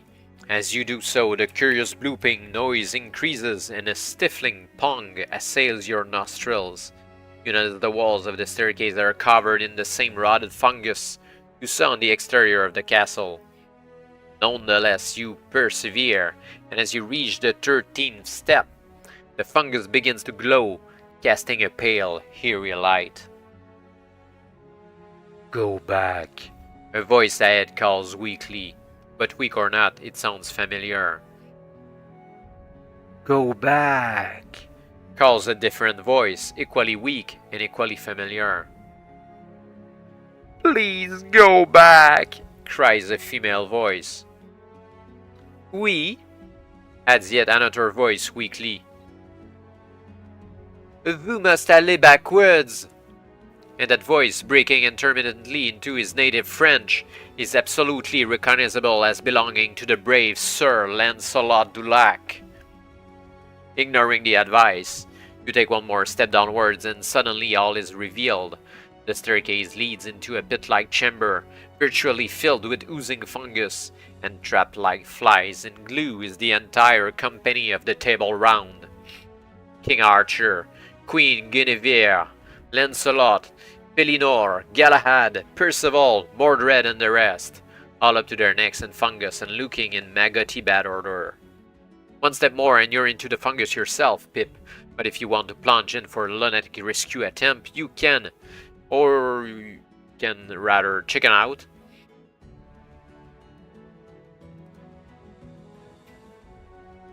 Yeah, I think it's really a lunatic one.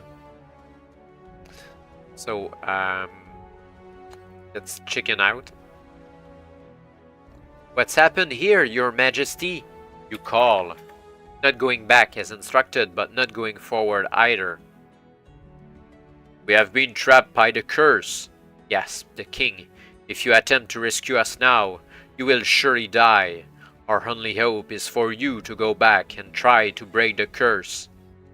Since even kings can be wrong, you may still leap in and attempt to rescue or go back. Yeah, well, let's go back.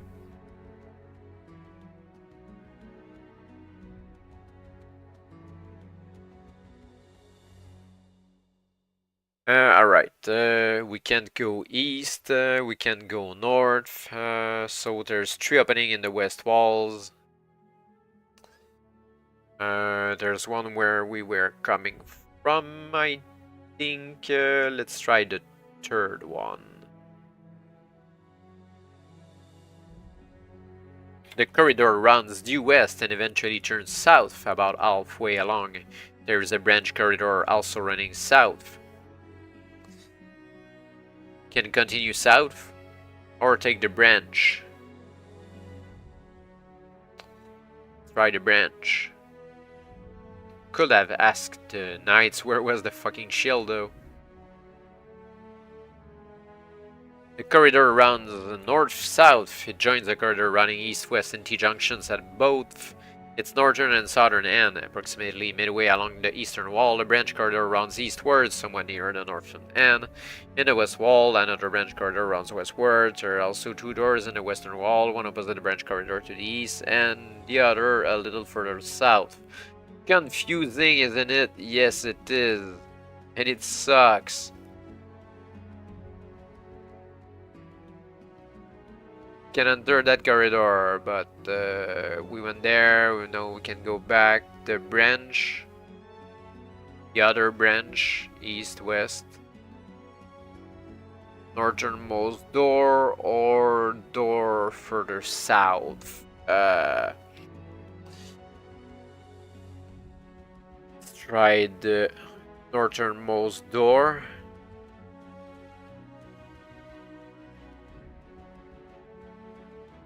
You said the... What? That doesn't make any sense.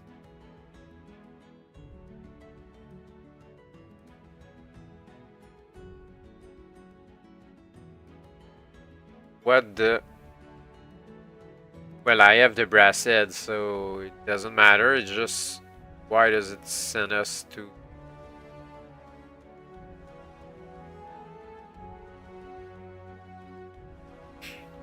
Okay, I'm not sure if we're at the correct place, if it's an error or not. You set the brass head, which has been absolutely useless to you so far in this adventure, onto the shoulders of the brass figure. I don't know how we got there. Okay, talk, you growl, slapping its face a few times for encouragement. No need for that, Mimdirio, says the head in a broad Cornish accent. A simple question will have been sufficient. It hiccups, titters alarmingly, but retains its balance on the shoulders. Alright, you say. What about this elm? Which elm? I don't know where we are. I think there's a typo in the text. Oh, man.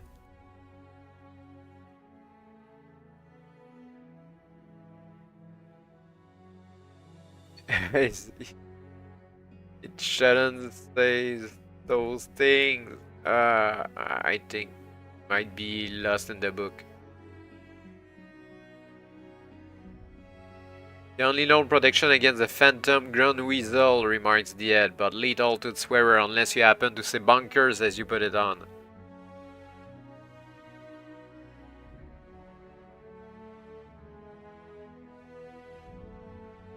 And we can go back once we have the brass head.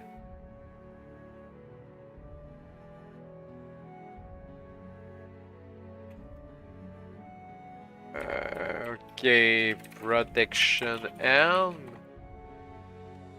And we need to go back, but it's not the same section that we were before.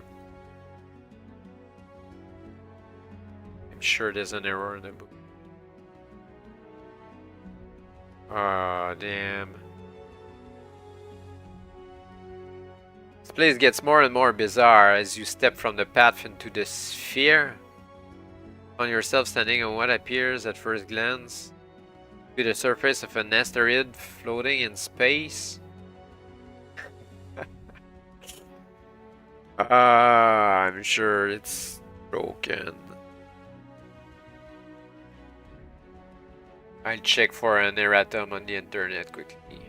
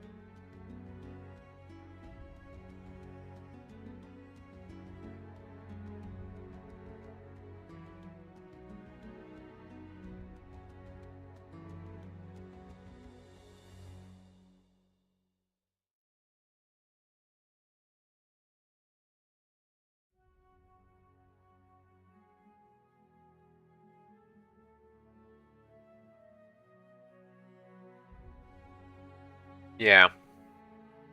There was an error in the book.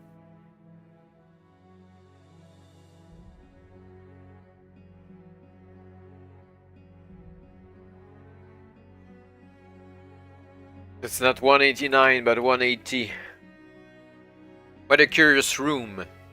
There's a diagram of it at the end of the book. The floor is marble tile. Well, it means as well that we don't have the protection helm thingy.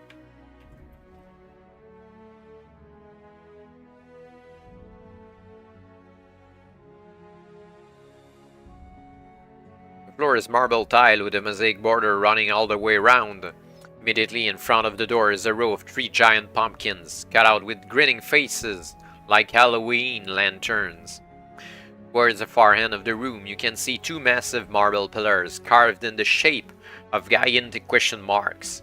Inlaid into the floor before these pillars is a vast and ominous skull and crossbones, flanking the symbol.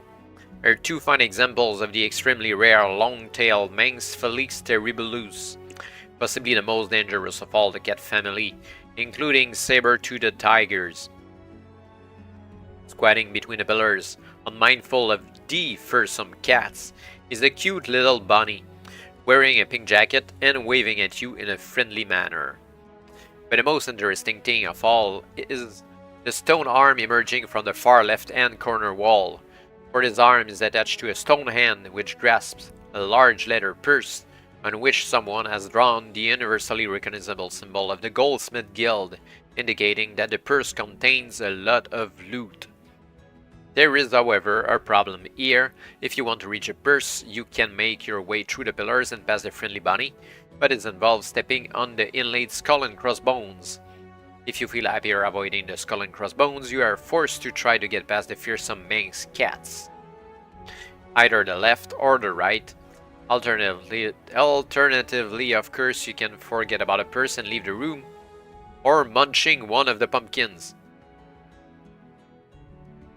Well, we didn't take any rations with us, right?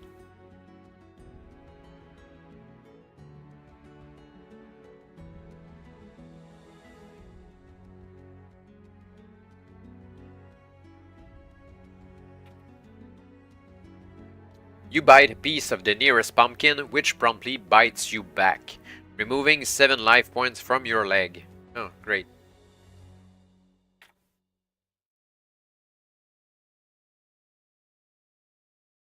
We can go back to where we were.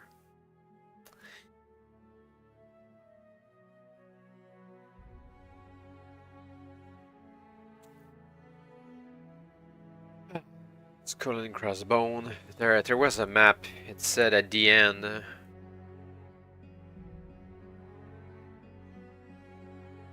Okay. Seems to have been printed with an old needle printer.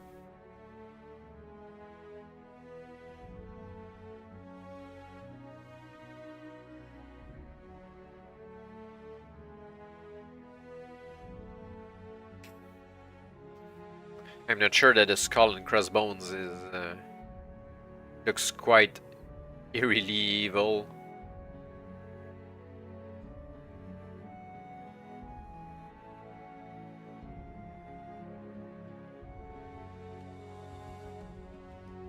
Not sure about the bunny either, though.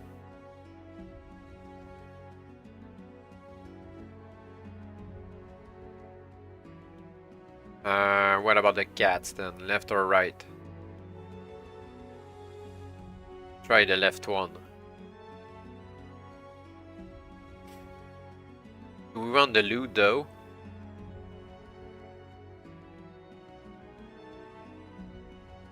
It's another good question. Is it worth it?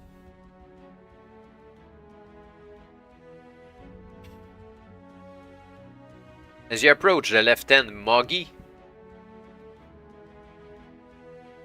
it stands up, stretches lazily, and hands you a printed card.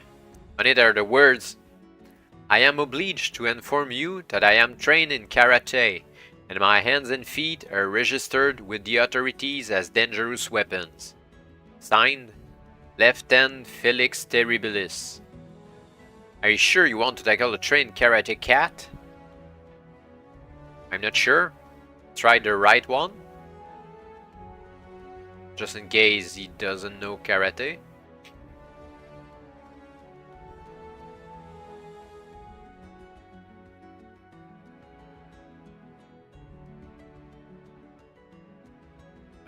The right one is there, okay. As you approach the right-hand Mogi, it stands up, stretches lazily, and hands you a printed card. On it are the words, "I am obliged to inform you that I am trained in karate, and my hands are the same thing."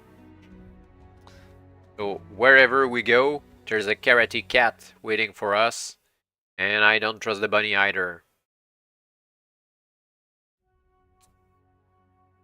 We are very low on HP though.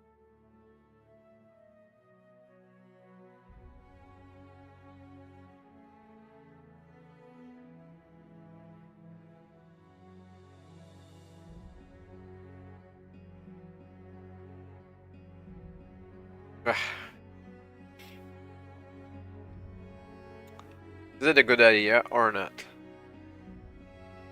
7 HP, I don't see how we can survive that.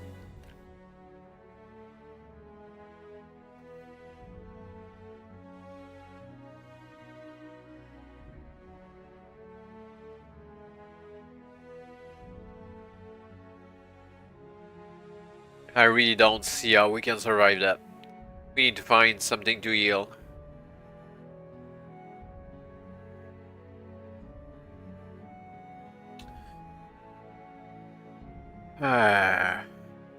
Can go back and see later. Yeah.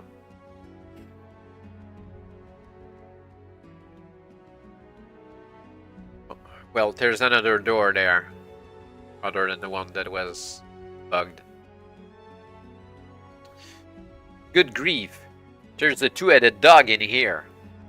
Great ugly brute is this too, with eyes like saucers and savage fangs.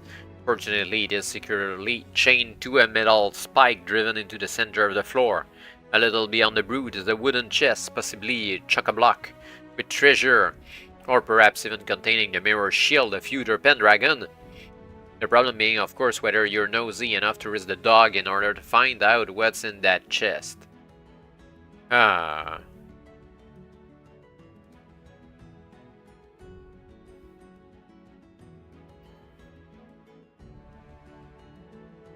Wait a minute. That's not the section for the dog. Oh, if not, okay, yeah. The other one shall be the good one. You take a step forward. Hold it, says one head of the dog. Oh, come on, Stanley, growls the other head. Let the adventurer have a look in the chest. Certainly not, Charles, snaps the first head. It's our job to guard it. I don't see why, Stanley. There's nothing valuable inside. No bones, no biscuits, not even a rubber ball to play with. You're far too frivolous, Charles, said Stanley. All you can think of is eating and playing. Where's your sense of duty? Excuse me? You put in incidentally, both heads swing back towards you. I never met a talking dog before, you frown. Or one with two heads either, for that matter. You must have led a very sheltered existence, remarked Ed Charles. Not really, you reply. But since you can talk, I wonder if you will allow me to have a quick look in that chest. I'd hate to have to kill you to get to it. Both heads begin to giggle. Kill us? You must be joking, Ed Stanley adds. We ate a dragon for breakfast. You ate a dragon for breakfast, you greedy pig, exclaims Ed Charles. You wouldn't let me get near it. No, I didn't, exclaims Ed Stanley. Share and share alike is my motto, you know that. I know nothing of the sort, let me tell you. Are you going to stand here all day listening to this silly moth squabble with itself, or are you going to take the opportunity of creeping past and taking a sneaky look in the chest?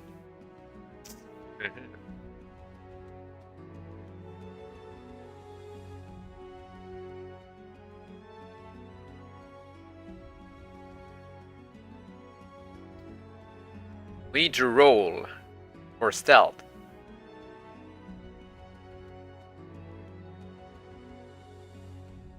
Wow, that's crazy. We need to roll 2 to get by. Not sure I want to.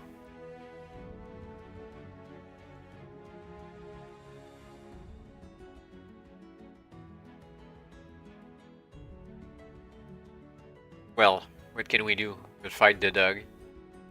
No fucking way.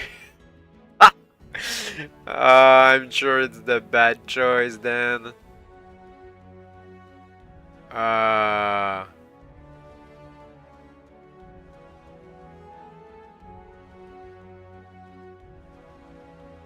no, wait, that was the bad choice. Oh, what trees don't look.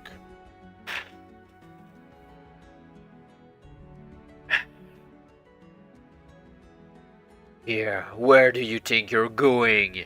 Howls said Stanley as you attempt to creep past. Let's fang him, Stanley, growls Ed Charles. And so saying, the two-headed dog launches itself savagely upon you. The problem is this thing has got 25 5 points per head.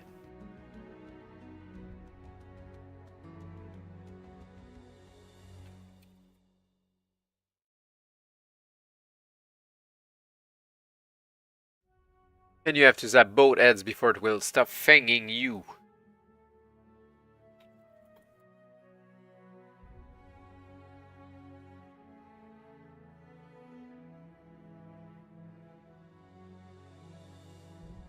I don't see how we can survive that.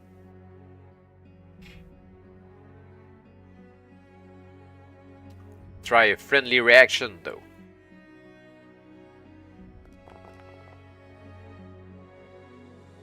Need to roll under 3. It happened. Friendly reaction. Ah, there we go. No need to fight things.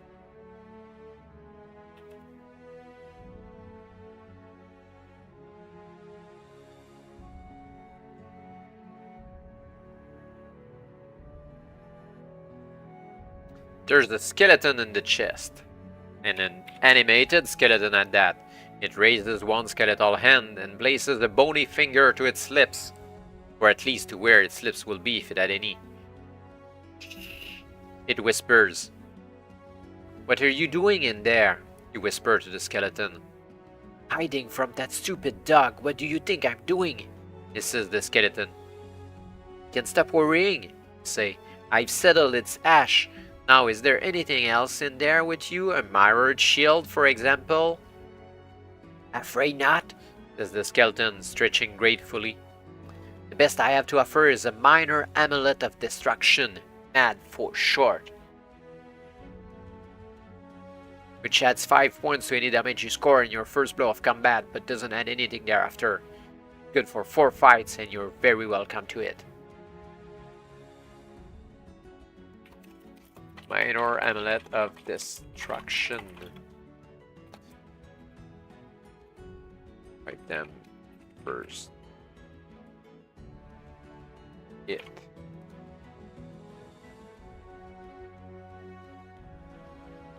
Thank you, you say politely to the skeleton, taking the Minor Amulet of Destruction, which seems to be of Roman manufacture. You shake hands with the skeleton, and steal away with your amulet. Okay, we did something there. Still hanging to life by a thread. Okay, we did that. There's a branch eastward.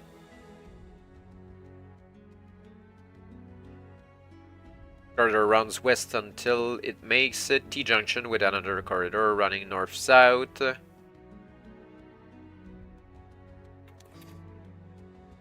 And go to the door that we tried before with the pumpkins. I guess we need to go through the cats and bunnies. Everything seems to be there. Ah, yeah, everything goes back there. Alright. We're going to die in front of the bunny. Bunny or cat? Try the bunny, I'm sure it's worse. That's funny, nothing happened. You step right onto that sinister inlaid skull and crossbones and absolutely nothing happened. You'd imagine there should have been a trap of some sort here.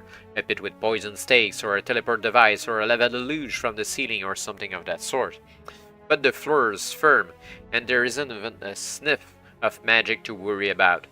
Which makes one wonder why anybody took the trouble of inlaying a skull and crossbones in the floor.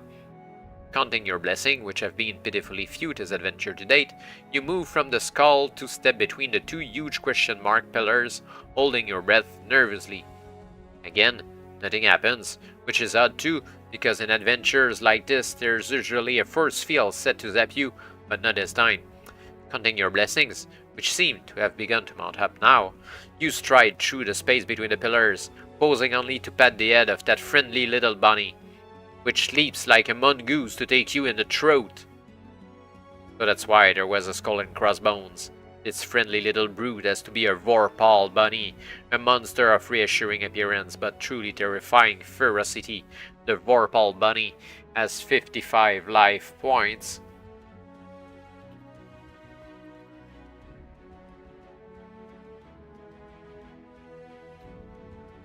Strike successfully on 5 and does +2 with those prominent front teeth.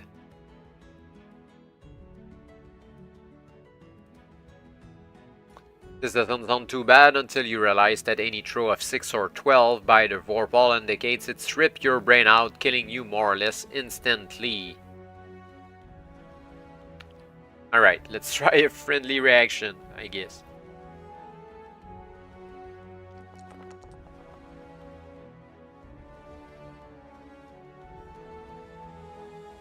And it's friendly.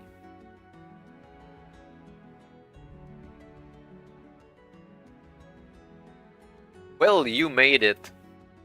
The stone arm growing out of the wall opens its stone hand as you approach, allowing the purse to fall with an interesting chink of gold coins on the floor. Swiftly you scoop it up. Greedily you rip it open. Delightedly, discover it contains no less than 1,000 bright new gold pieces. And a small white pill. Can swallow the pill. Or go back. I guess we need to swallow it right away. You pop the pill, which fizzes a little in your mouth before you manage to get it down. Have you got a headache? EJ asks curiously. You ignore him and wait. For a moment nothing happens. Feeling better? EJ asks solicitously. You open your mouth to tell him to keep quiet, but before he can say anything, your head explodes. Uh...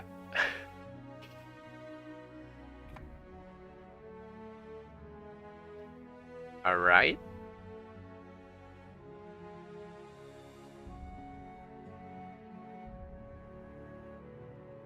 You open your eyes, not as you might well have expected, but in a stately chamber all too familiar to you from your visits to the castle in happier days. The pill was very obviously a magical teleportation pill, for you are standing near the entrance doors of the Camelot throne room, where King Arthur was wont to give public audiences before the curse was cast upon the land. The place is, frankly, in a bit of a mess. The golden throne of Avalon still stands to the north, but the marble floor is covered in dust with a liberal scattering of chicken bones, as if someone had brought in a horde of messy friends for dinner.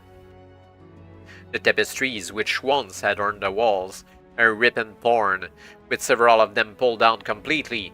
All four doors of the chamber are slightly ajar, and several of the lamps in the wall niches have been pulled down and broken. But at least you know where you are. Up to a point, the plan at the end of the book shows the parts of the castle with which you are familiar as a visitor, but there are several doors you have never been through, so you haven't the slightest notion where they lead. Working from this plan, you have the option of entering the areas shown by turning to the relevant section number, but you must proceed logically. You can, for example, jump straight from the throne room to, say, the courtyard without first visiting the waiting room and the guard room. Okay. I guess we went back to the correct castle.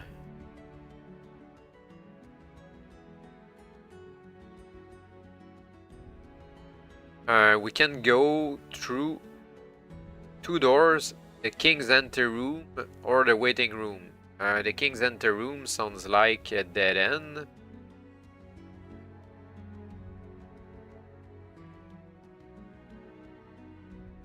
This smallish room is used by King Arthur to robe himself before formal audiences.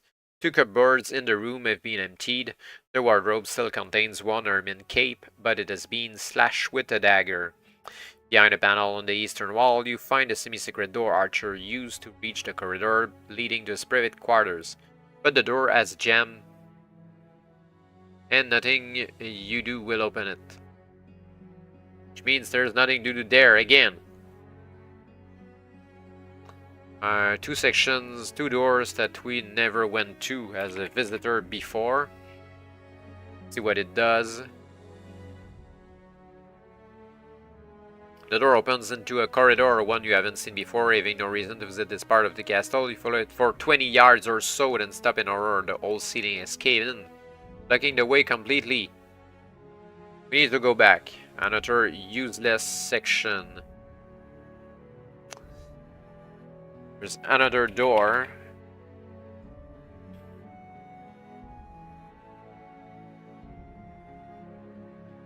The door opens into a dusty corridor on which your footsteps echo hollowly as you follow it all the way to an open door. Through the door you can see the castle kitchens, with the corpses of no fewer than 17 cooks collapsed over a pinewood table on which are laid 17 empty soup plates. One sniff at those plates tells you the whole story. There's the distinct scent of bitter almonds, poison soup. Across the way from this unhappy scene, another door leads into a larder where even the rats have turned their toes up from munching on poisoned bread and cheese. Nothing to do there, we need to go back. Okay, so no other options than going into the waiting room.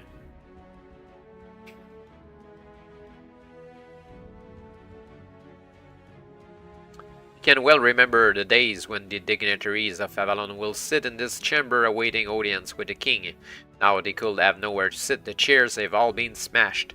A few spots of the exterior fungus have crept in here, sure sign that the room has not been used since the curse was laid. And the only other option is going into the guard room.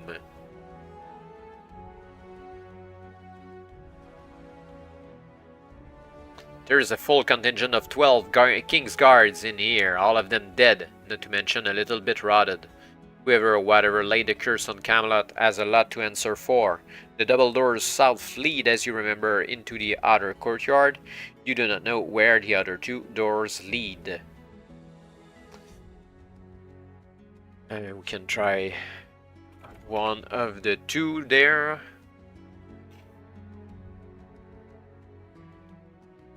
Good grief, it's a pit. Somebody has laid a huge pit trap just beyond the door, right in Arthur's castle. And if that isn't shocking enough, the fact is you've just fallen down it. Yeah, we open the door and don't look where we go as usual. And we're dead. Boom, like that.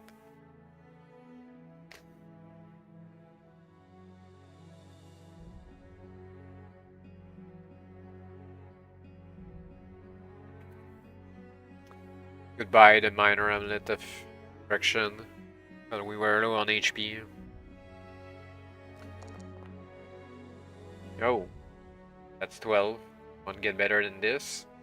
Oh, 50 with the experience points for the new 5 point total.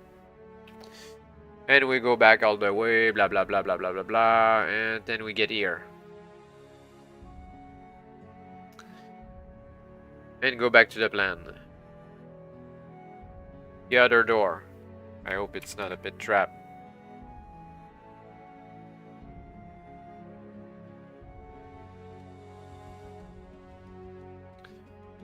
It's a pit trap.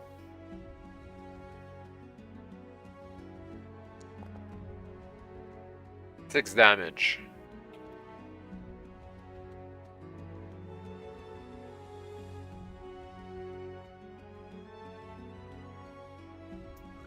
No other option than going into the courtyard.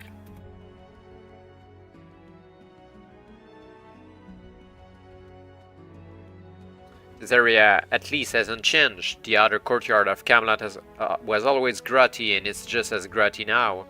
Grass and weeds grow through the cracks in the paving stones, and the remains of broken carts are propped against the walls. But at least you can leave the castle from here, if that's what you want to do, by going through the arch into the tunnel. Okay.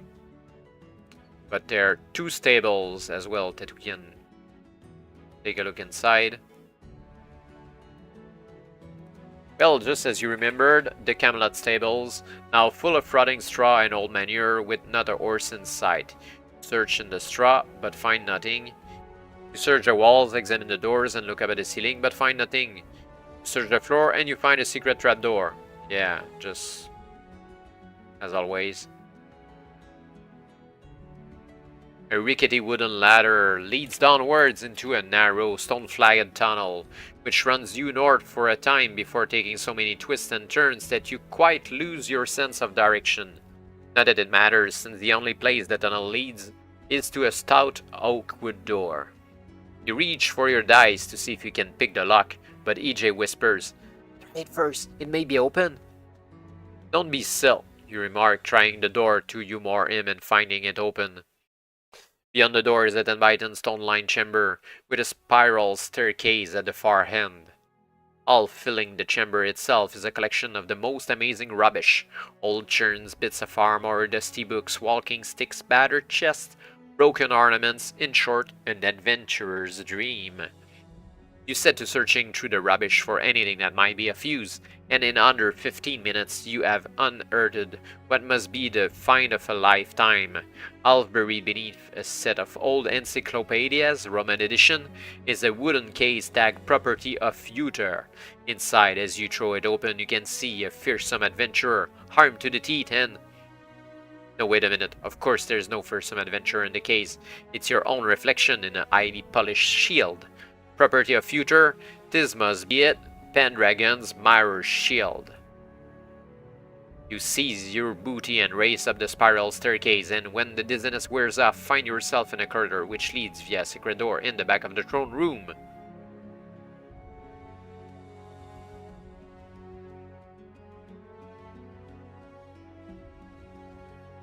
That means that we can go all the way back, boom boom boom boom boom, up to the exit.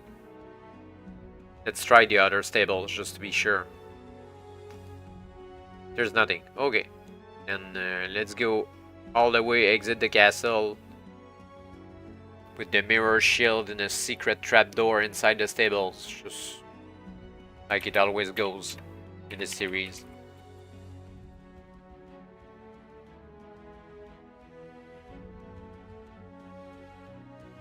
You enter the exit passage with the sudden realization that there are murder holes in the ceiling where the more bad-tempered of Archer's guards were wont to pour boiling oil and molten lead down on the heads of enemies. But if the curse has done one positive thing, it's put a stop to that sort of nonsense, admittedly by putting a stop to the guards as well. Thus you walk safely to the portcullis, and with a little difficulty lower the drawbridge to let yourself out of the castle, which leaves you with the choice of going to the Tor or visiting Glastonbury. Let's go to the Tor. Pronounce the mystic word, and then we follow the northwest road.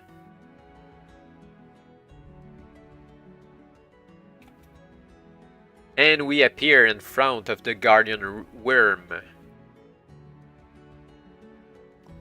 And now take our chances against him with the mirrored shield.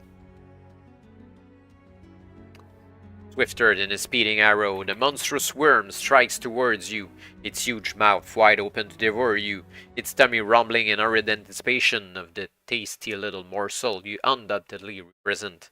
But swifter still, you whip out the great mirrored shield of future Pendragon and set it between your frail frame and the attacking monster. At once the worm halts its insane downward plunge, the green eyes widen in horror at the reflection in the shield. Yarg! It roars. Old EJ drops from its mouth and falls to plunge, blade first into the ground. You press the shield forward slightly. Arrgh! Shrieks the worm, backing off a bit. Gaining confidence, you take a step. Wah! Cries the worm. You make a sudden lunge. Eee! Screams the worm, turning tail and diving like a submarine into the marshy soil. Cautiously, you peer around the shield. All is still. All is peaceful. The worm has gone. With a sigh of relief, set down the shield. Gotcha! Yells the worm, emerging out of the ground immediately behind you and fastening its great fangs on your ankle. The book says, oh, if the shock of the surprise attack kills you. Okay, yeah, well, maybe not. Otherwise, you might like to admire the scenery. In the air, I guess.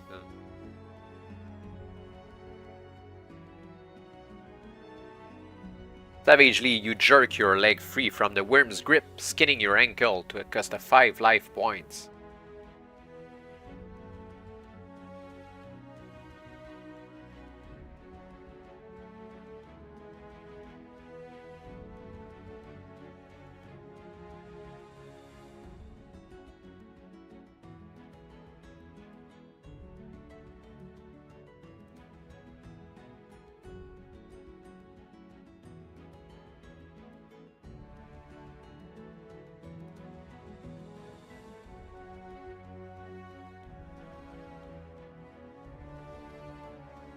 Swiftly you grab EJ, who has spent the last few moments quivering blade first in the ground. Bravely you turn to face the dreaded worm, which has however lost an awful lot of life points already on account of seeing its reflection in the shield. It has in fact only 40 life points.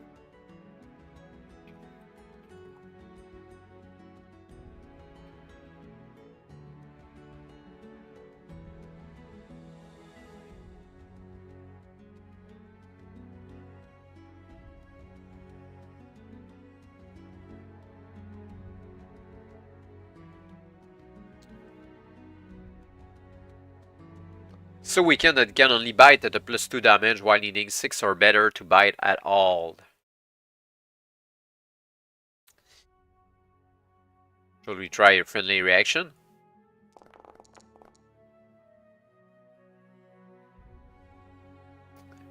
It is friendly.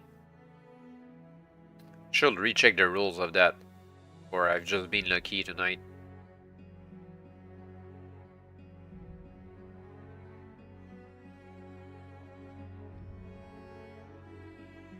seems that there's... yeah, the lucky knight of friendly reaction.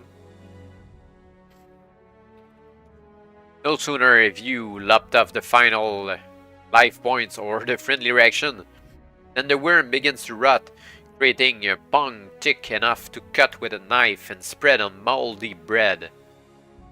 You step back, choking, but fortunately a wind springs up, carrying away the smell. With the worm now fallen to pieces, you can see 3 partly digested leather pouches on the ground. With one bound, you scoop them up. Yuck, Complains EJ. I hope you're going to wash your hands after handling that lot.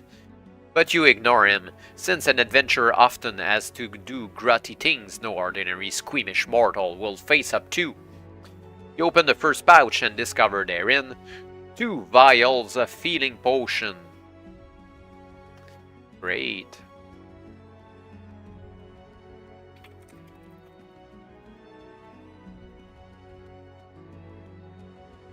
Each vial contains 6 healing doses. Each dose will restore a double dice roll of life points. Let's use some right now. 8. Quite enough.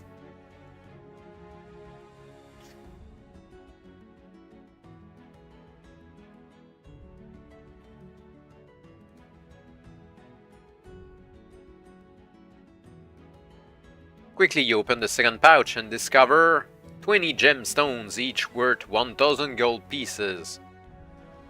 We're back with the 1000.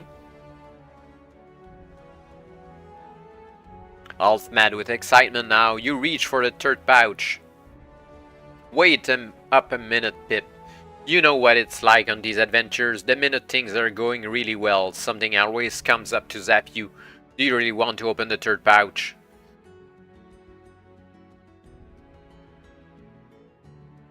Do we?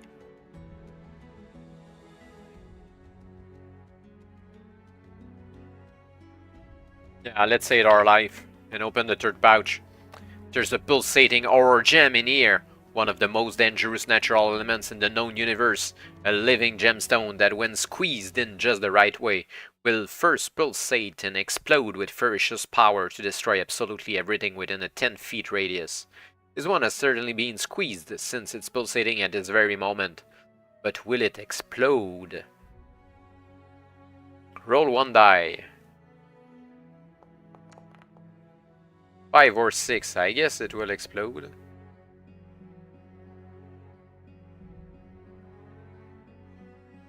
Fizzle. Well, it looks as though it's settled down again and stopped pulsating, which means it's safe enough for the moment.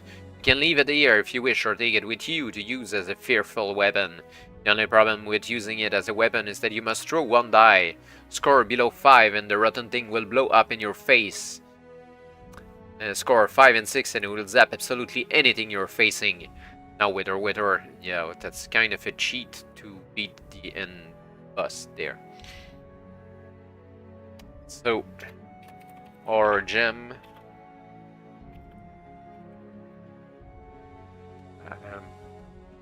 Roll die to use. Crisis win. Under 5, yeah, death. There we go.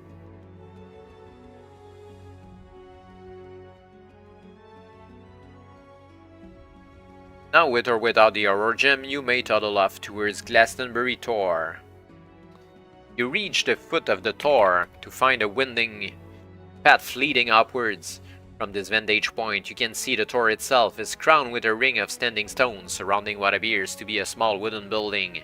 You follow the path, which twists and turns through the broken remains of what was obviously a stone-built maze at one time, but is now little more than a ruined trace of its former glory. Eventually, you reach the summit, and another decision. Investigate the standing stones or the wooden building. Standing stones, I guess. The most important thing here. You approach cautiously, having learned in the past to be very careful about standing stones, which always seem to produce magical effects, not all of them particularly safe or pleasant. These stones form a circle about 9 feet in diameter, and sure enough there is a mild blue glow within the circle, like a cloud of faintly luminous mist. Apart from this, the place seems quite deserted. Do we enter the mist, or check the wooden building? Wooden building first. I take back what I said earlier. It's a little church. Nice little place, too.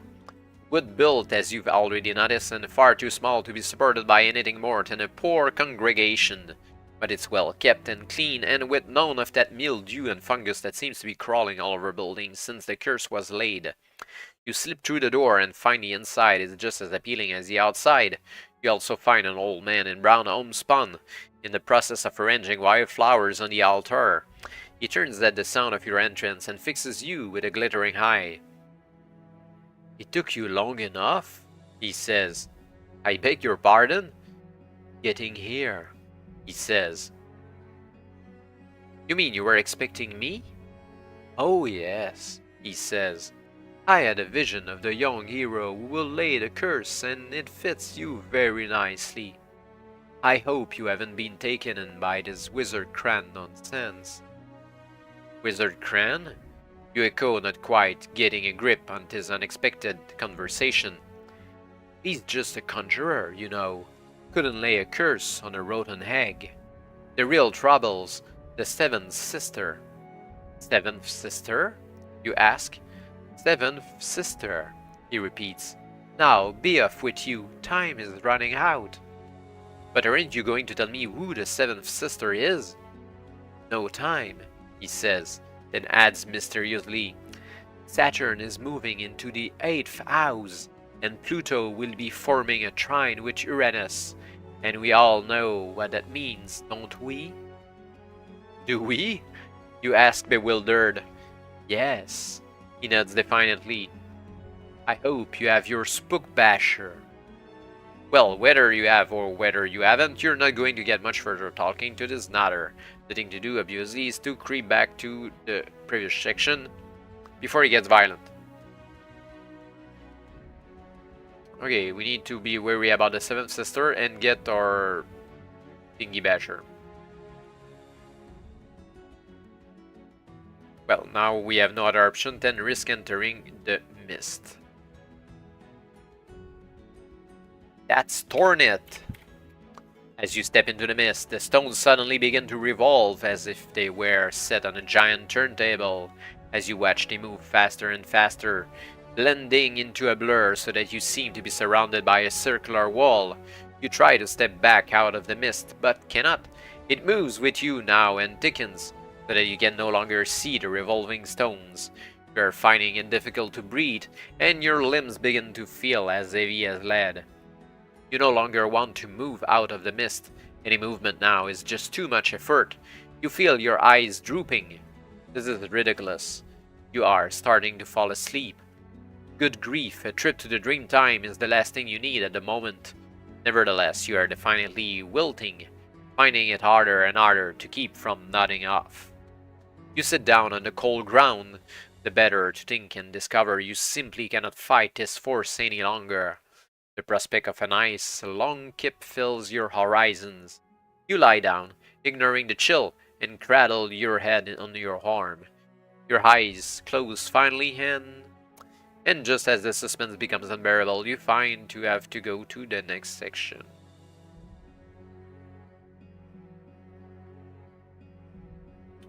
You are looking down on the scrunched-up sleeping figure of a young adventurer, blithely keeping near a ring of standing stones.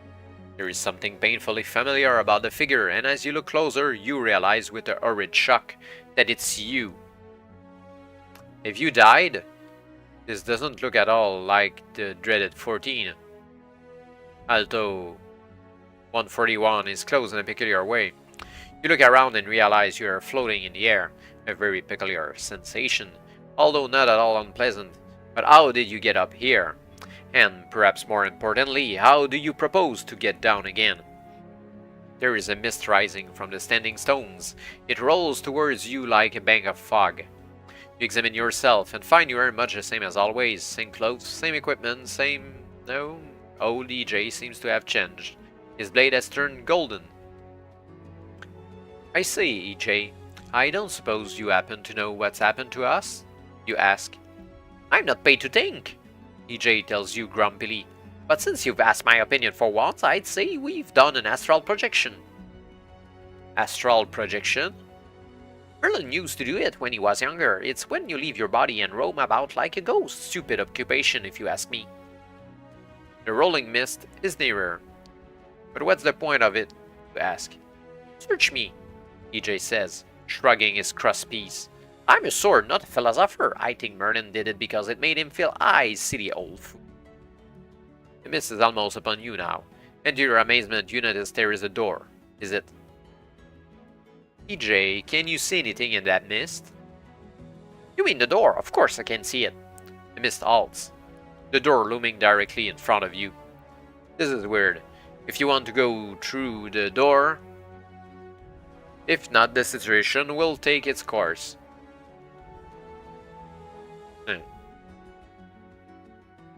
I don't see why we didn't.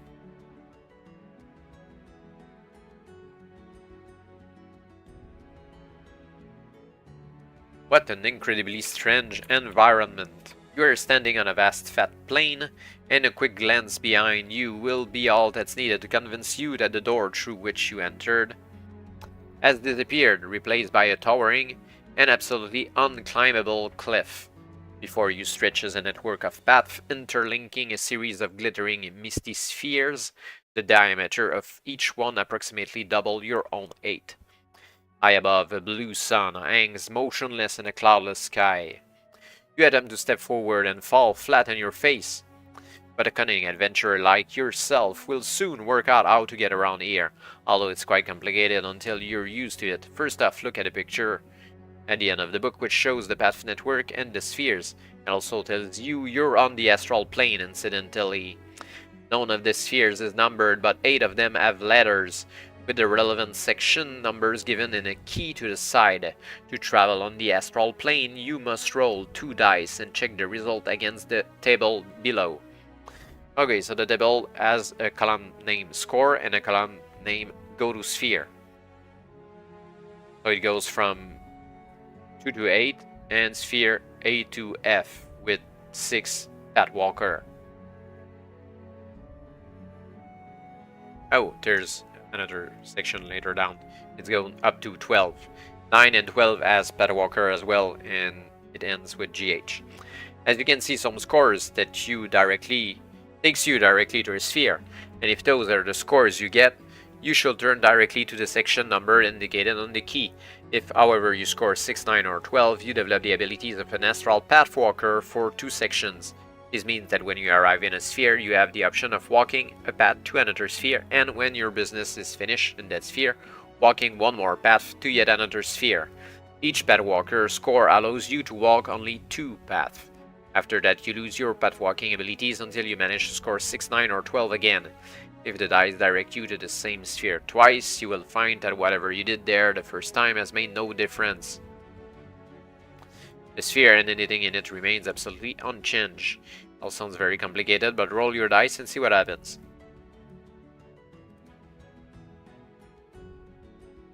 Okay, there we go.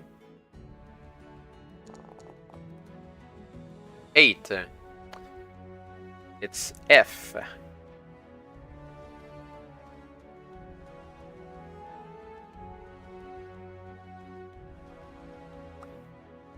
Polar, moans EJ the instant you step into the glittering sphere. There'll be spiders in here. Giant spiders with great hairy legs and bloodshot eyes and poison bites in. Quiet, EJ. You tell him firmly, well aware from past experiences of his obsession with spiders. All the same, you'll be right. The whole area is a mass of webs. Although, to be fair to your nerves, there is not a spider in sight. You reach up to brush aside the webs immediately before you. Don't touch the webs, screams EJ. That's what attracts the spiders. Nonsense, you tell him firmly. We can see where we're going if we don't brush aside the webs. There'll be trouble if you do, insists EJ. Of course there won't, you tell him firmly, brushing aside the webs. See, you add, Not a spider in sight. Nor is there. Alto brushing aside the webs has revealed the rat-backed mervillion crouched to spring no more than 6 feet away.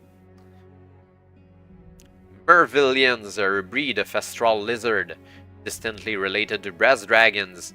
The rat-back variety is particularly deadly on account of its bad breath, which will remove 10 of your precious life points every third combat round, whether or not the monster strikes you successfully.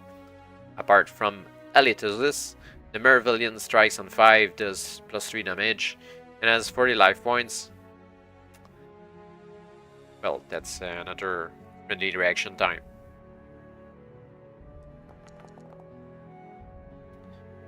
Need to roll under 6, and it worked. To survive the encounter, things get complicated. If you arrive at this sphere direct or as a pathwalker with no further abilities left, roll 2 dice.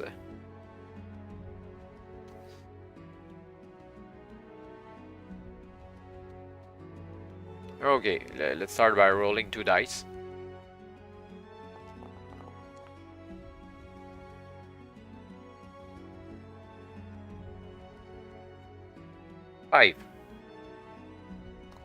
For anything other than 6, 9, or 12, and go to the section indicated on the key. Okay.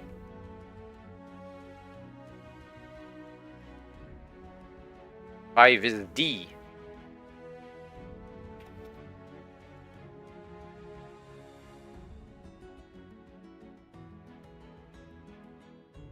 Yuck.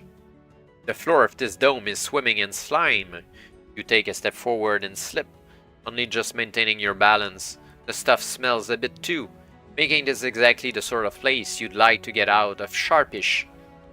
And get you out certainly will, but for the fact that something is rising up out of the slime to hassle you. A slug-like creature with dreary eyes set on the end of squelchy stalks. It moves towards you slowly, a toothless mouth opening to digest you. Congratulations, you have just encountered a squand, which is not the most pleasant of astral plane inhabitants. Squands are slow movers, so you will get in 2 attacks for every one it manages, and since they have no teeth or any other ornament, this thing will only do you 2 points of damage on a 6th strike, whatever that I show. Furthermore, it needs 6 or better to touch but a massive 80 life points. And it swallows you whole on a throw of 12. Okay. Friendly reaction time. It's friendly. If you survive the encounter, things get complicated. Need to roll 2 dice again. 8, so we need to go to that section at the end. 8 is F, we did that already. 9. Oh, so we become a planewalker. Okay, let's speed up what's happening there. The planewalker, like a Magic the Ring, but a pathwalker. Okay, if you have now become a pathwalker, you may walk the path northwest or south.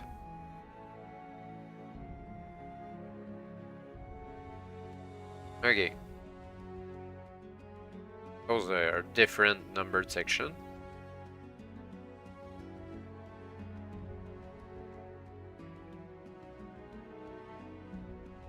It sounds so complicated and with lots of hazard going on there. I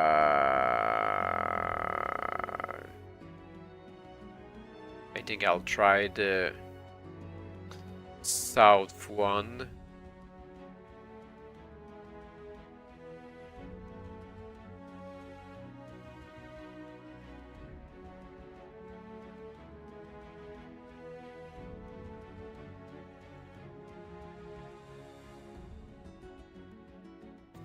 You are standing on soft turf, around which rises a glittering golden dome. But before you can spend too much time admiring it, Your attention is taken by a crouching creature no more than 10 feet away, shaped for all the world like a four-legged giant spider with the face of a cat. Each leg ends in a large claw. "Quack quack," remarks the creature, and scuttles towards you. What we have here, Pip, is a Nemwork. You can tell by its distinctive call. It's slow, having only one strike. Another combat? Okay.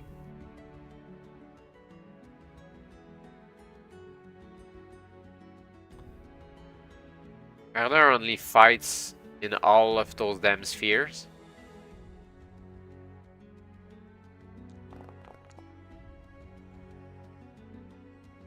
It seems to be friendly as well.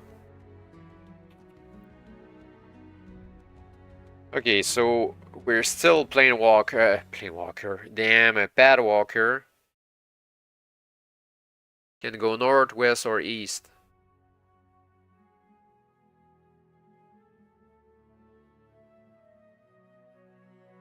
We don't want to go north. We were there before. So let's go east.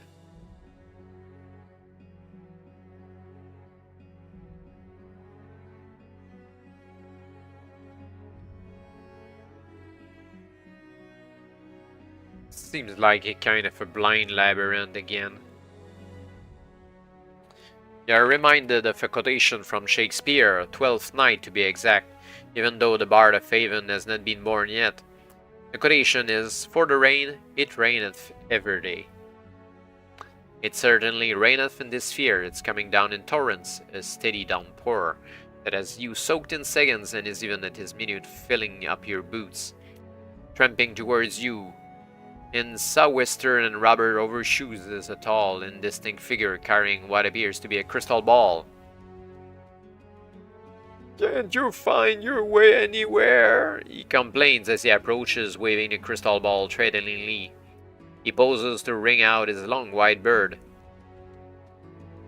"Merlin!" you exclaim. "What are you doing here?"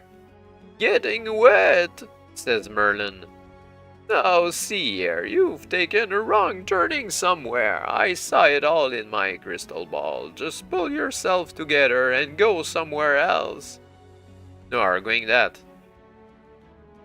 You have no path walking abilities left." That's a 9. We are path walking again, so it's time to go into the place where there are no numbers. Alright. Can only go to one place from here.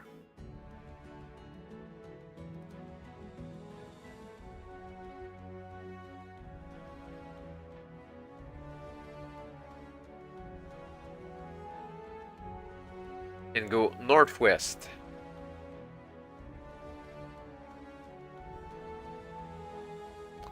You have entered a totally desolate environment, which seems to stretch out to a barren infinity.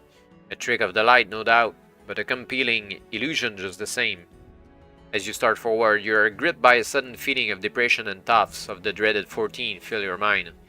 You feel a movement beside you and discover old EJ is feeling much the same thing, since he seems to be trying to stab himself to death in the pommel. "Cut that out, EJ, you order him firmly, but it's obvious that there's something about this place that can drive you to total despair very easily. Better find out if you have the inherent optimism to resist.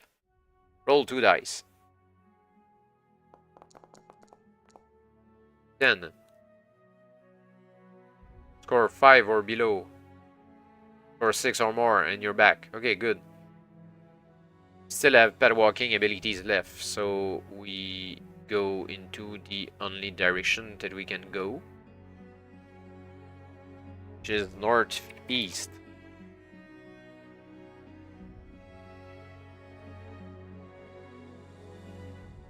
Now, oh.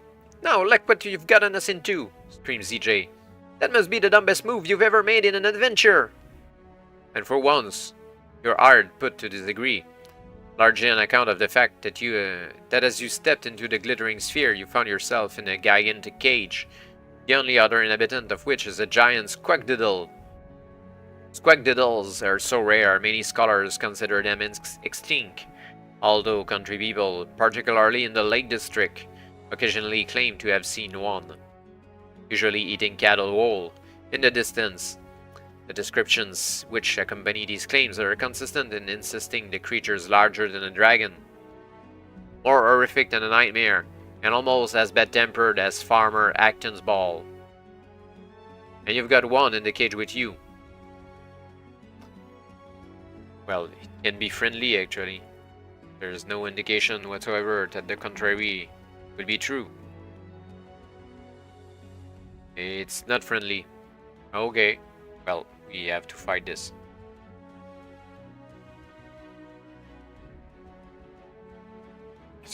Squagdiddle.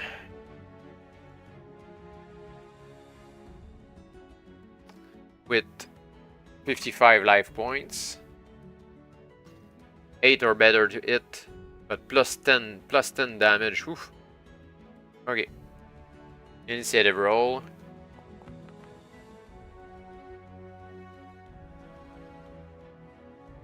The Squagdiddle first. And 8, that's it. Damn. So 11 minus 4, that's 7 damage.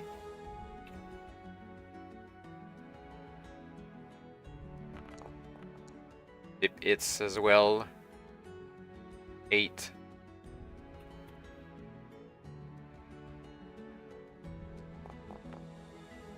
Miss for the Squagdiddle. Pip hits for 8.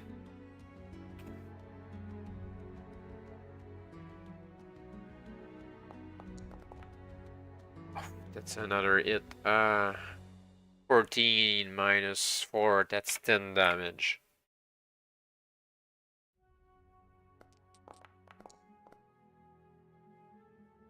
Only 5, or no, 6 actually, for Pip.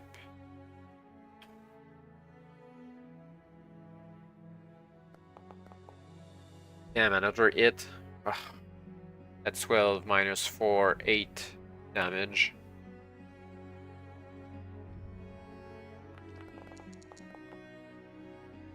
He barely hit when the creature just smashing us. There was a 5, so 7 damage.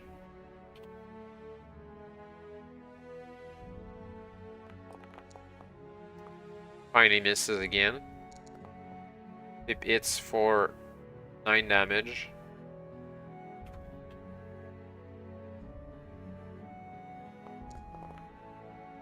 Misses. Hit for Pip. 7 damage.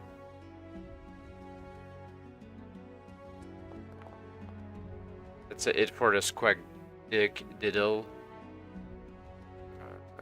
That means it's 12 minus 4, 8.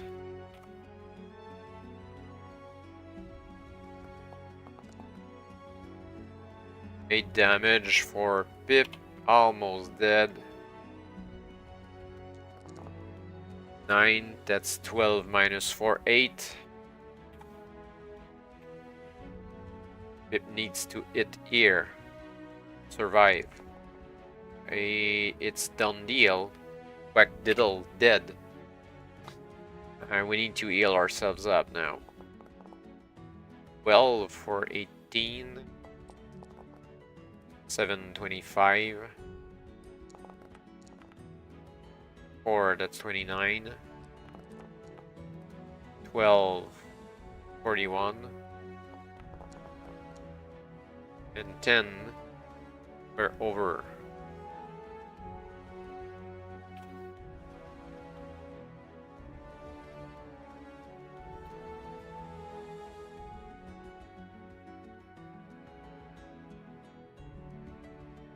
Took about half for eating potions.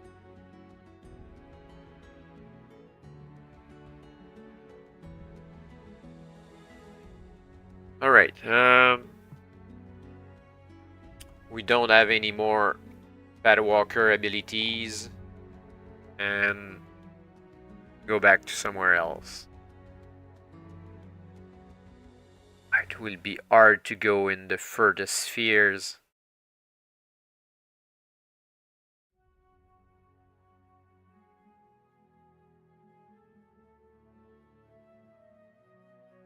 Yeah, there's one that needs a reroll of Padwalker, and we were one short of there.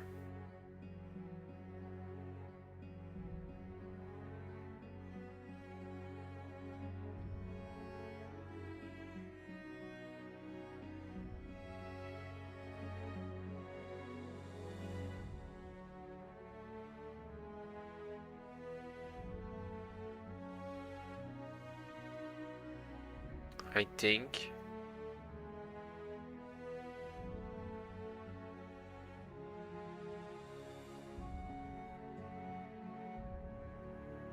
In any case, 5 is D. We went there already before. So we need to reroll. 5 again. 3 is B.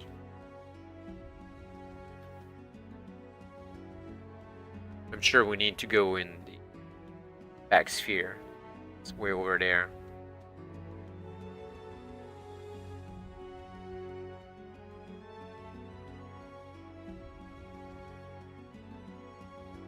You're standing on a paved platform some 50 feet square, to the north of which towers a giant granite throne on which is seated the 6 feet tall, purple-robed stick insect. Its head turns slowly to regard you with multifaceted eyes. "Reach not for your puny sword," it tells you in imposing tones, "for I am the Pondiphilus Maximus and immune to earthly weapons." "What are you calling puny?" EJ hisses. "Do you know anything about the curse that was cast on Camelot?" you ask bravely. But the Pondiphilus Maximus ignores you. "To leave this place, you must solve a puzzle which has perplexed the great minds of the universe for centuries. Failure means instant death. Are you ready?" I guess we go for a puzzle.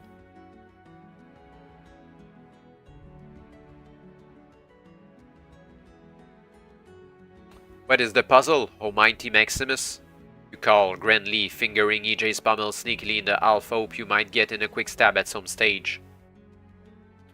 "The puzzle is this," intones the purple-robed creature bravely. "Where can one get a prehistoric creep machine these days?" You stare at him open-mouthed.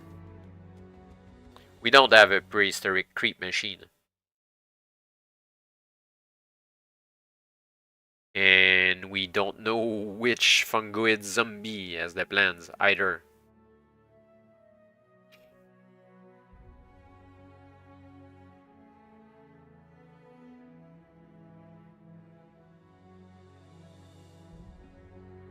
Can try randomly one of the zombies. 1, 2, or 3.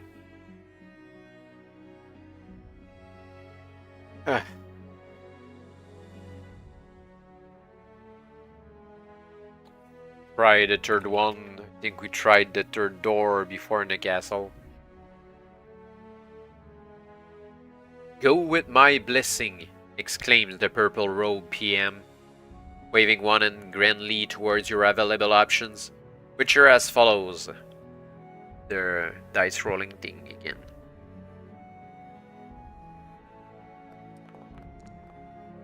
"11.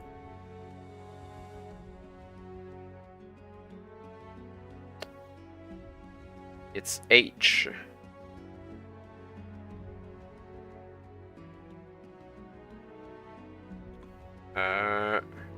Went there before?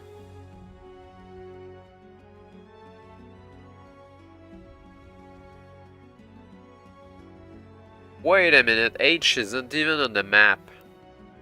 Ah, they forgot to draw the letter H on the map.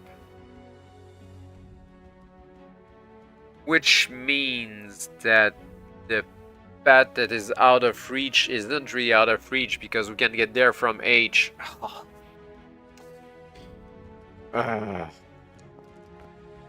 Oh, yeah, we're bat walking again. That's where we were before, so let's go. Northeast or southeast? Northeast, I think.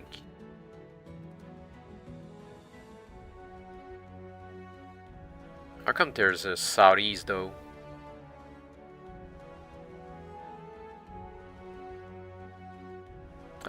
Maybe there? Anyway, try the northeast.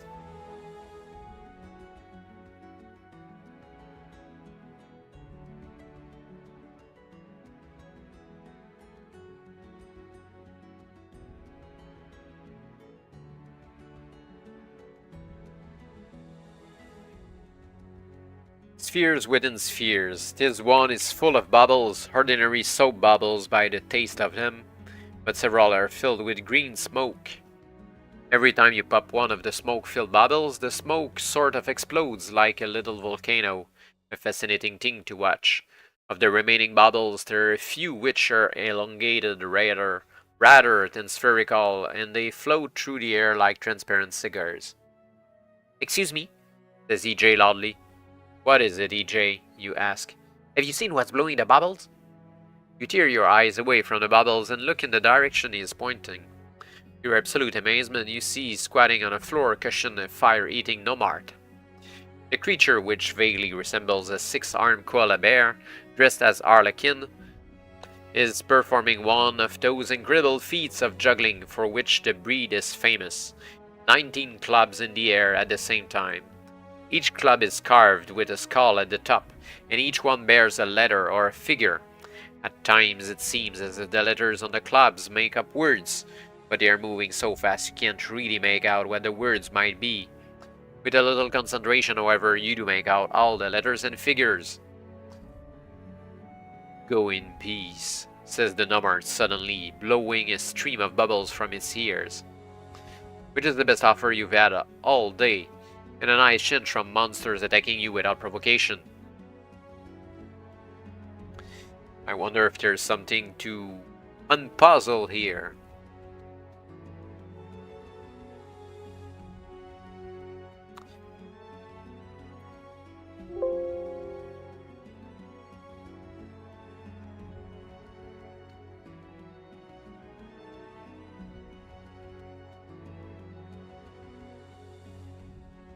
It says, "This isn't a useful clue."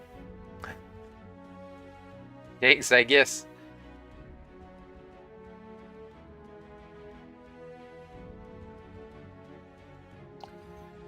Well, we still can battle walk.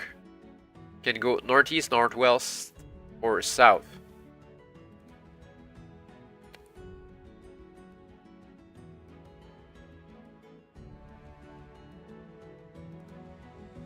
Northeast seems the furthest one.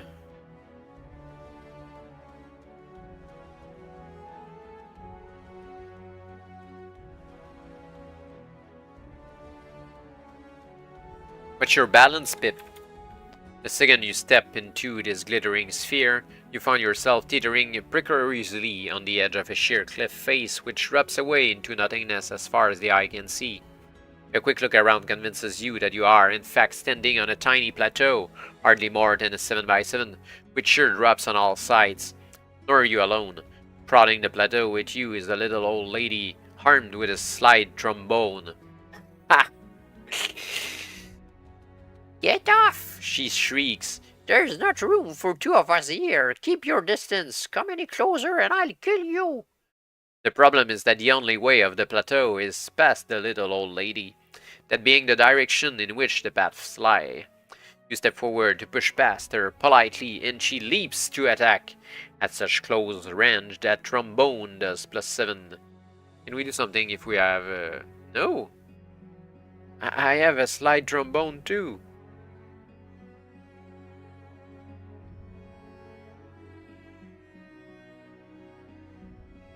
Ah, that sucks so much.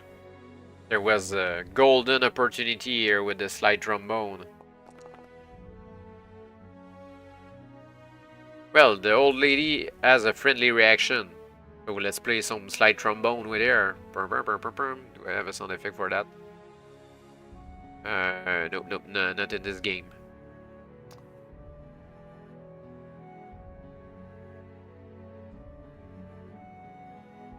We can't play Quark anymore.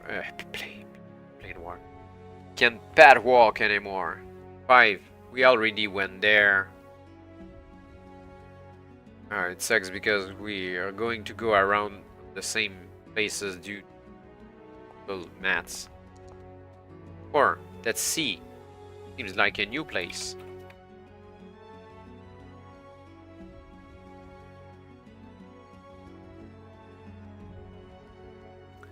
You have entered a crystal dome in which shrubs, bushes, grasses, and a great many ferns grow in lush profusion. It looks for all the world like a giant version of one of those ornamental gardens under glass they used to, or rather will, make up in Victorian times, except this one is a lot bigger and the growth has run a bit wild. With nothing better to do, you poke about a bit in the bushes with the tip of EJ until you disturb a long-tailed coodbracker, instantly recognizable from the illustrations in Merlin's spellbooks.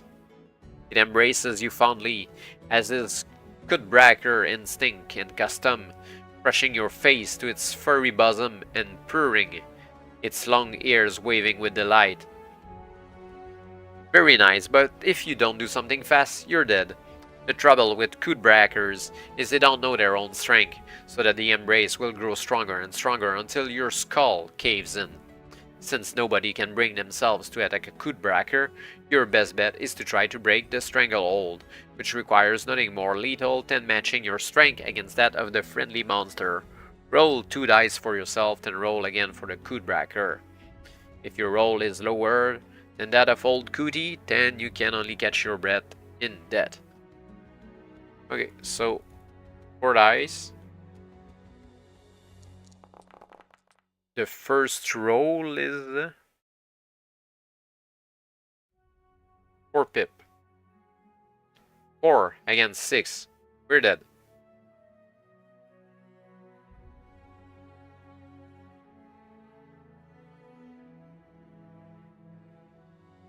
Which doesn't mean much. Ah, yeah, we lose all the healing potions, our gem, and I mean, all the nice loot. Impossible to kill the boss with the horror gem at the end now. Ah, stupid coodbracker.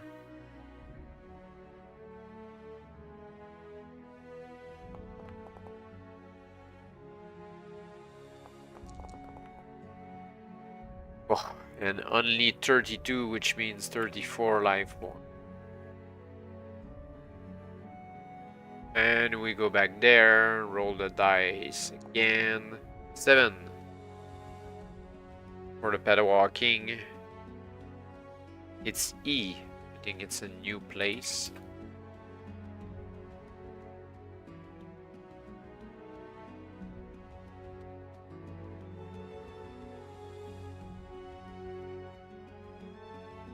By the Aegis-infested Sporan of St. Andrew. You're under attack already. You had only just time to register the fact that you arrived at the edge of a broad but shallow lake when the Uberk came racing across the water on its great long skinny legs, flapping its rigid old wings and clacking its beak in a most alarming manner. Friendly reaction. It is friendly. Bad walking dice. 6. So we're bad walking now. Can you go west or east?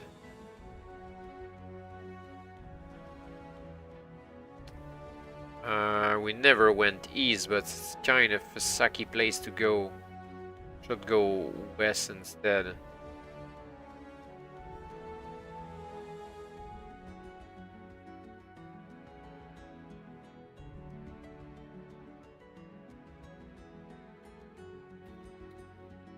Cold in here. The dome above your head is crystalline, and the temperature since you stepped into the glittering sphere has taken a distinct drop. In fact, it's downright freezing. You move forward, beginning to feel numb. Ice crystals are forming in the air ahead, like a curtain of fine snow, but it's quite difficult to see where you are going. But your adventure's luck holds, or you quickly stumble on a platform of worked stone, on which stands a glittering metallic box with 3 levers set into its lid. A brass plate on one side identifies the box. Weather machine, which speaks for itself, except that the instructions on the second brass plate beneath the first don't seem to make all that much sense. Instructions. Warning. Incorrect use is dangerous. Warning. Use only correct lever to activate. Warning. Use of wrong lever may prove fatal. Notice only correct lever will link these words. Dead. Insert the blank. Forward. It's make your mind up time, Pip. If you pull the left or the center or the right.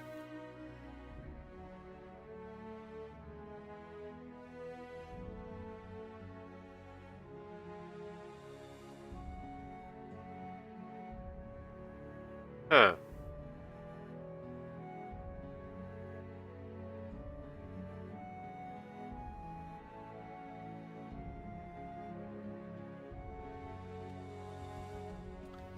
Try the blank.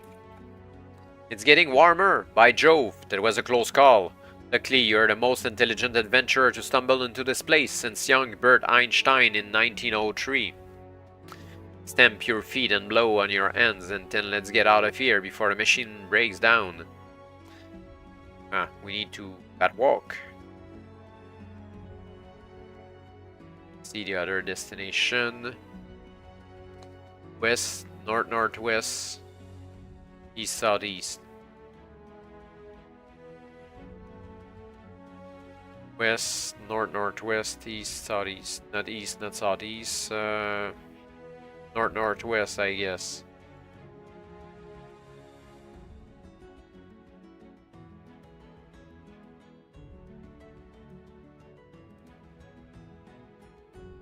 Clunk. The familiar sound of a soft head hitting a hard object. In this case, your soft head. Although the hard object is an invisible force field around this glittering sphere. If you're wearing the amulet of Sarabanda, nope.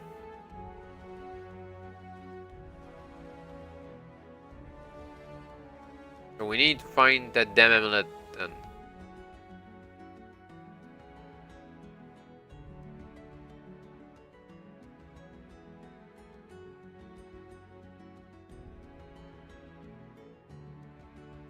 We need to check if we walk. 7. We already went there before. I think we should just do them in order. It sucks otherwise. Oh, well, A. We didn't go to A yet. Alright.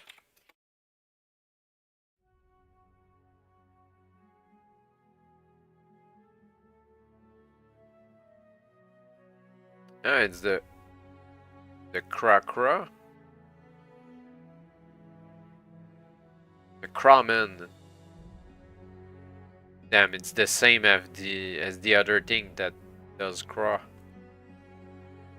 Okay, that's friendly reaction that.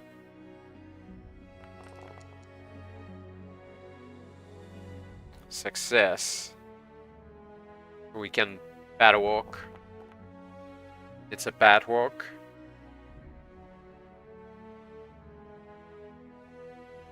And go left or right, I guess. On the right, there's only one sphere left. Yeah, go right and then left. It's a bit of cheating, but well, everything amounts to rolling dice. The path stops abruptly at a towering Gothic gateway, which is, however, slightly ajar. Never want to miss an opportunity to get into trouble. You slip through into a gloomy stone-lined chamber. You stand for a moment, waiting for your eyes to adjust to the light, and gradually make out a brass-bound chest nestling invitingly against the far wall.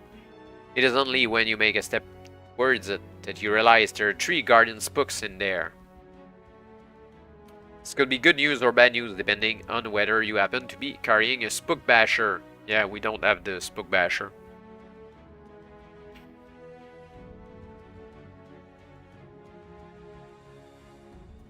Let's do the friendly reaction for the 3 spooks.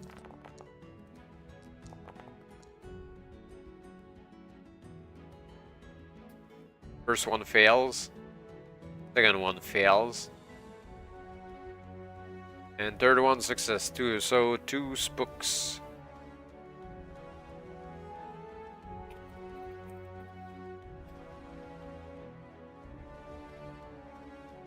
They have 30 life points.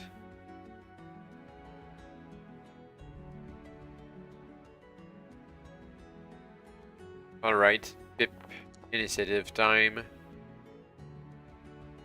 Pip goes first. Then that's for 9 damage.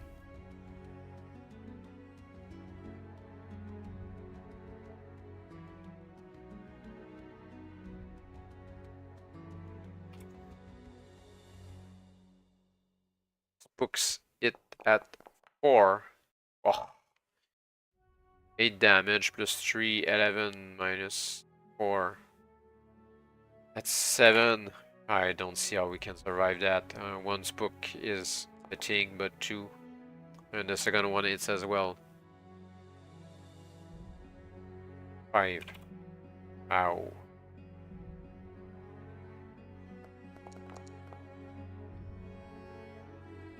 Nine damage.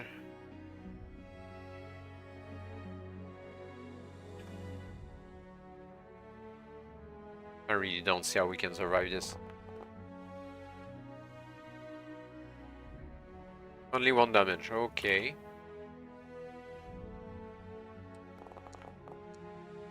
Or it means no damage. The jacket takes it all. Oh wow, that was quite a nice round. Oh, no hit. Only 7 damage. Need big hits to get through this. They don't though.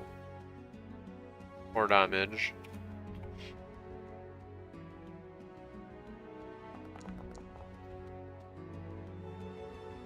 Three damage.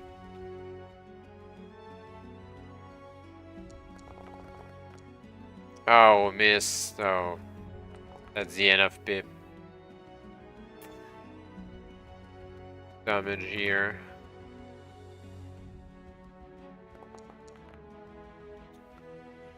Oh, jacket takes it all. Okay, that's better, Pip, but maybe too much. The first spook is destroyed.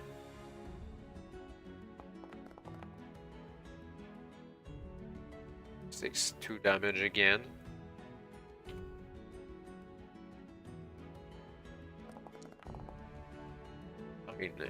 Oh, 11. Oh. Maybe there's a chance.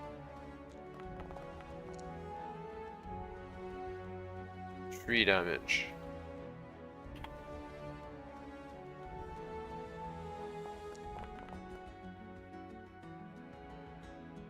And 9 damage here. Ugh. 8, that's 4, 5, 8 minus 4, 4, ugh! Come on, Pip. Oh, that's bad. Only 7.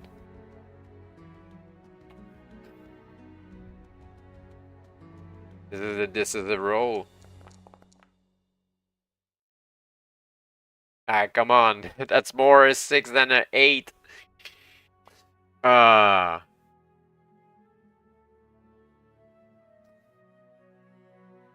Yeah, actually, if it was a 6, that would be just enough to survive. I think I'll cheat as 1. I don't want to reroll HP. I need some anyway for the end boss, probably. Let's open the chest at the end.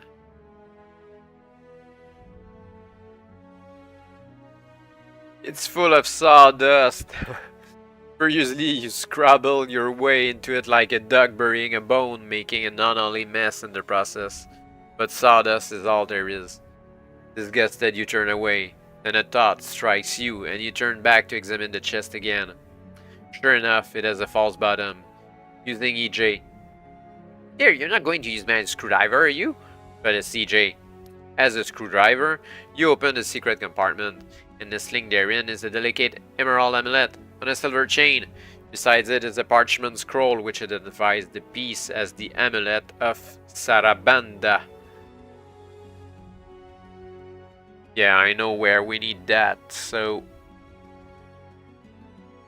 let's go there right away.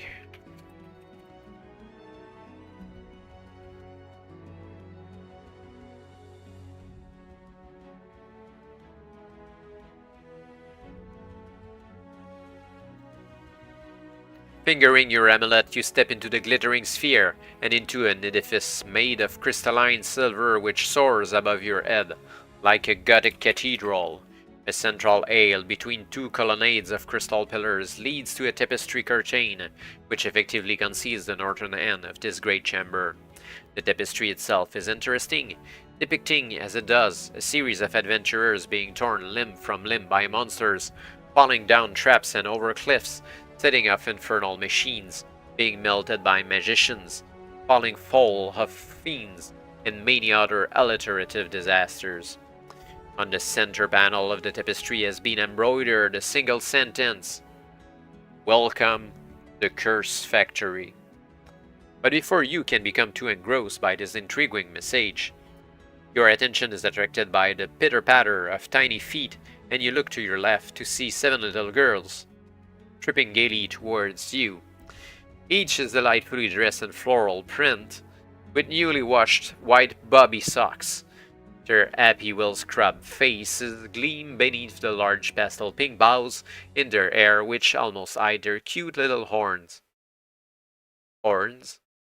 They begin to circle around you, eyes vulpine and watchful.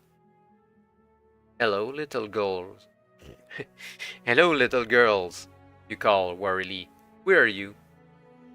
"The 7 sisters," remarks one sweet child, spitting on the floor and wiping her nose with the back of her hand. The remaining 6 set to howling like wolves, a spine-chilling sound which sets your teeth on edge. "I do wish you'd stop that," you say. "So do I," remarks EJ. The little girls stop howling and begin to dance around you in a circle, like witches, chanting some curious ditty about plague pits and charnel houses. "We're going to get you," one calls. "And if we don't, our daddy will," adds another. "Now, look here," you begin firmly. But the little girls have already started their attack. Whatever the rules of chivalry may say about fighting little girls, these sisters are going to tear you limb from limb unless you defend yourself. 6 of the sisters have 10 life points. And the 7th has 20 life points.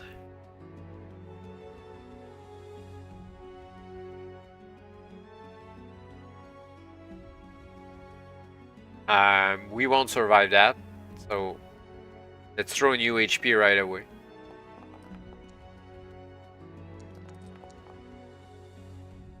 Come on. Only 30.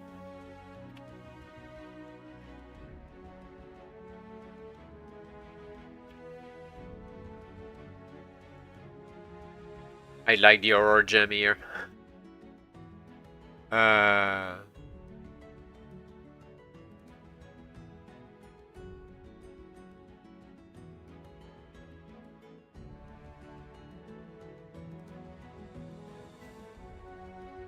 They're 7. I have nothing against them. 7 hit to take.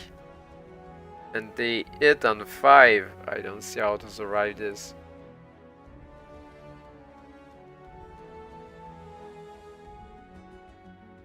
Yeah.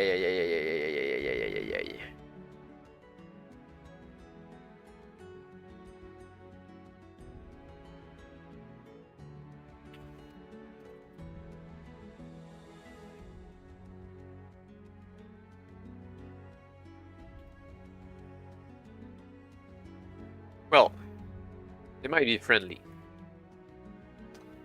Let's throw the first one and then 24d6. First one is friendly. Nope. Nope. Yes. Yes. Yes. Yes. So, 2 aren't friendly, and they're on the lower side of life points. We have only 20 life points to get by. Might be doable. Initiative.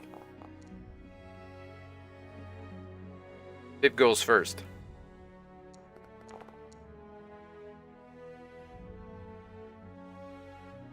Well, the first one is already down.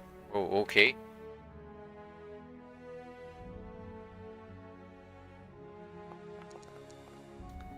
Six, that's it. For 5 damage, -1, -4 rather, and 1 at the end.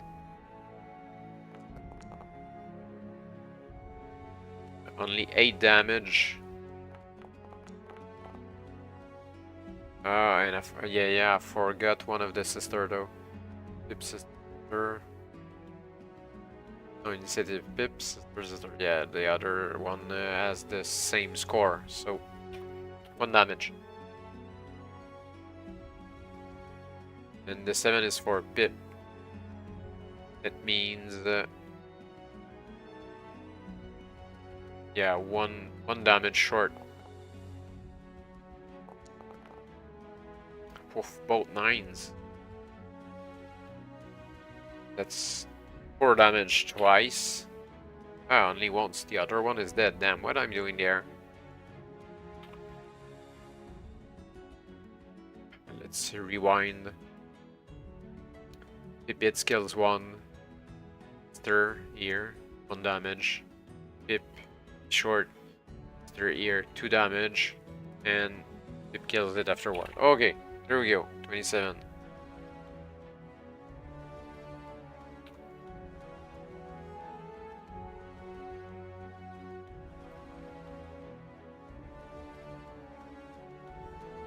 Alright.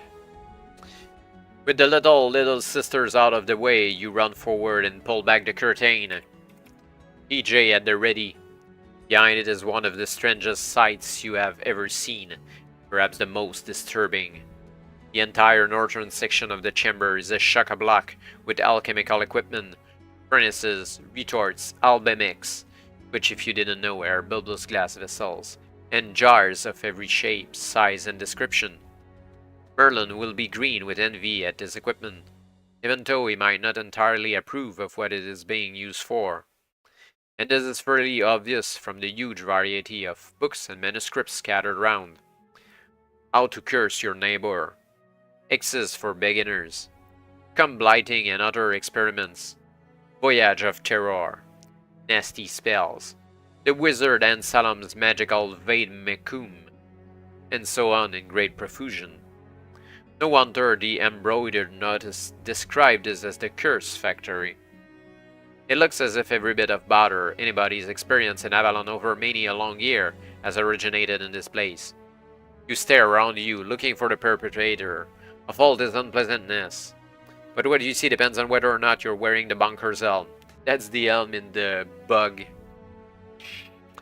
section before, I think. We don't have it unless we consider the bug.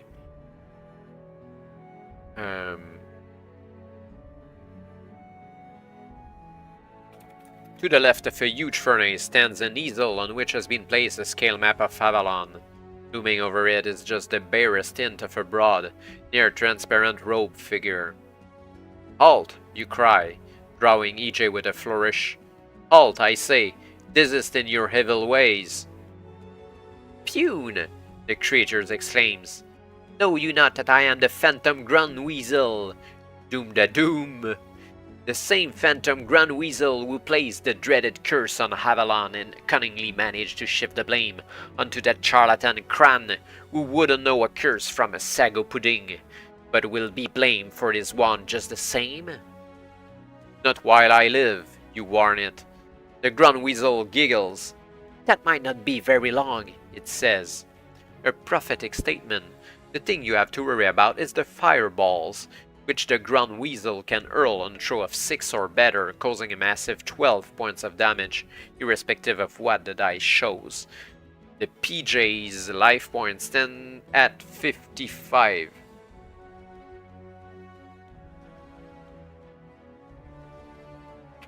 Phantom Ground Weasel.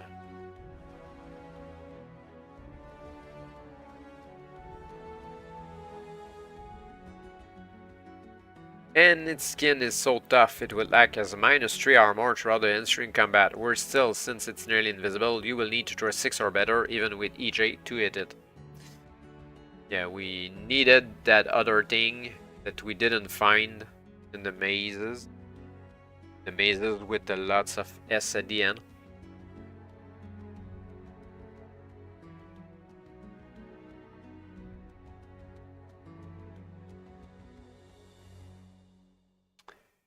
Sounds like a tough fight.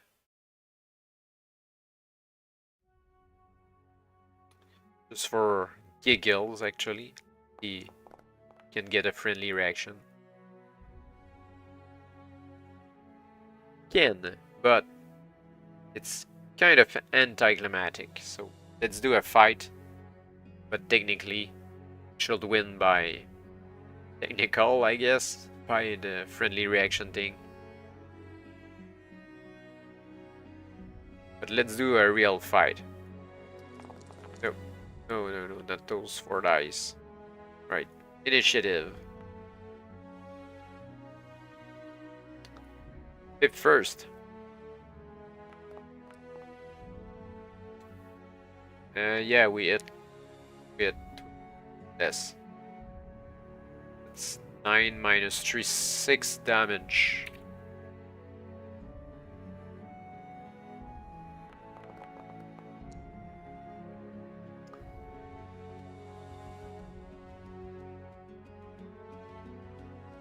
Yeah, that's automatically 12. Boom. -4, 8. It's 8 every time, actually. Yeah.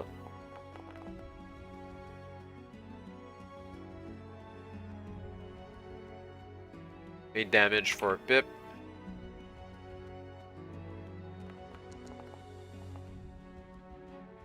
That hits for another 8.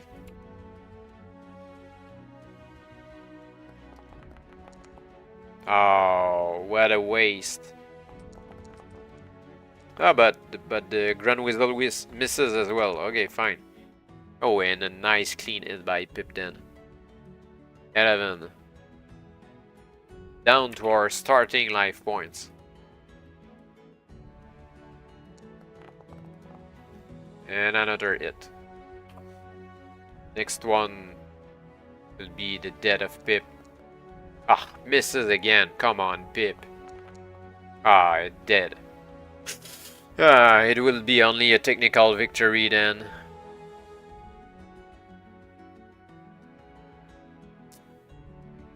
Pip Triumphant. Kind of. The sun rose clean and clear over the rolling hills of Avalon. The first bright rays crept across the land, insinuating themselves into the darker nooks and crannies, stealing over parched fields, illuminating farms and cottages, spotlighting the great battered castle Camelot on the summit of Cadbury Hill, and finally stretching a long finger into the window of a massive barrel which nestled like a giant's plating in the valley below.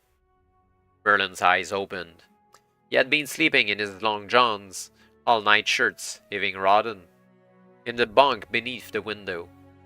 He rose at once, being by nature an early bird, and out of force of habit chanted the ancient druid spell which summoned him a newly laundered robe. And the robe appeared. Merlin stared at it foolishly. None of his magic had worked properly, if at all, since the curse was laid on Avalon. And had he not been a creature of habit, he would not have bothered with the clothing spell at all. Yet there was the robe, fresh and white, and with its mystic symbols glinting mischievously. Cautiously, Merlin opened the window and waved the robe outside. Usually it took only a moment for the rut to start, but by the time his arm tired, there was not a sign of the familiar mold or fungus. Frowning, Merlin pulled the robe over his head and went outside. The air smelled fresh. Glancing upwards at the towering edifice of Camelot Castle on the hilltop, he noticed something odd. The fungus incrustations were dissolving, sliding up the walls into the moat, leaving the towers and battlements as fresh as if they had been newly washed. Slowly, thoughtfully, Merlin went back inside his barrel, to emerge moments later carrying a staff. He glanced at the castle again, and seemed to make up his mind. With more haste than was seemly for a man of his years, he began to climb the hill, using the staff as a walking stick. Meanwhile, in the gloomy corridor of the castle itself, the dissolution of the fungus had released King Arthur and his knights.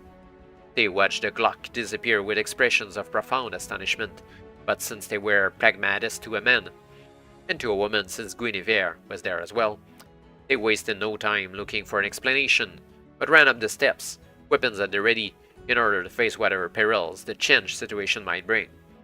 But there were no perils. The castle was in a very bad state, and there were many skeletons and corpses in its chambers, but nothing threatened, and throughout the building there were many others who had survived as well, trapped like the royal couple and their knights in the magical fungus, which had preserved life as well as making it a monumental misery. Archer took immediate charge, as was his way, organizing work parties to get the place cleaned up, inspection parties to ascertain the extent of the damage, guard parties to man the walls, cook parties to prepare food, and so on in a hive of activity that revolved the preparations for a royal wedding. When the fundamentals were underway, the king repaired to his council chamber in the North Tower, the one that housed the Table Round, and called a meeting of the knights to discuss the situation. It had only just convened when a messenger reported the Wizard Merlin was at the outer gate. "Admit him at once," ordered the king, but the messenger looked uncomfortable. "He won't come in. He says, begging your pardon, sire, but I'm only repeating what he said. He says you and the knights of the Table Round should come out and go off with him to Glastonbury Tor." "Where?" frowned the king. "The Tor," confirmed the messenger. "That big haunted hump over by—" "Yes, yes," said the king brusquely. "I know the Tor." Frowned. Why on earth will Merlin? Yet he trusted the old wizard. Weird though his habits might be, and decided without too much hesitation to humor him on this occasion. Thus it was that the company of knights of Avalon, headed by their king and queen, for Guinevere insisted on coming to keep them in out of mischief, rode out from Camelot through a countryside that was already turning green to the mysterious Tor, which had dominated the landscape around Glastonbury for more years than anybody cared to remember. Merlin, with his like horses, walked beside the king, levitating occasionally in order to keep up and refusing to answer questions until they had reached the marsh around the Tor. "Brave comrades," called Sir Lancelot. "Noble sire, you must permit me to ride ahead in order that I may risk my life in combat with the Guardian Worm, which is known to bar passage to travelers in these parts." "No need," growled Merlin, adding, "Pompous ass," under his breath. "The worm's been killed already. We'll have no trouble here." "Killed?" echoed King Pellinore. "It will take an army to put down that brute." "Or an exceptional adventurer," murmured Merlin. At that point, light suddenly dawned, not on the knights, of course, or even the king, but on fair Queen Guinevere, who often appeared more intelligent than the whole company of the Table Round put together. "You mean Pip, wise Merlin?" she asked. "I do indeed," Merlin nodded. "Look around you. Has not the curse been lifted?" And is there any other in this land with enough skill, courage, strength, speed, and intelligence to tackle a job like that? Well, I don't know, Sir Lancelot began. But Merlin cut him short. No, of course there's not. Only Pip could have done it. He pointed dramatically. Only that brave person there. They followed his gesture with their eyes. A tiny figure could just be made out walking down the spiral path, sword glinting in the sun. That's never Pip, said Sir Lancelot, squinting. But he was talking to himself. King Arthur at their head. The remaining knights were galloping forward to give this hero a deserved reception.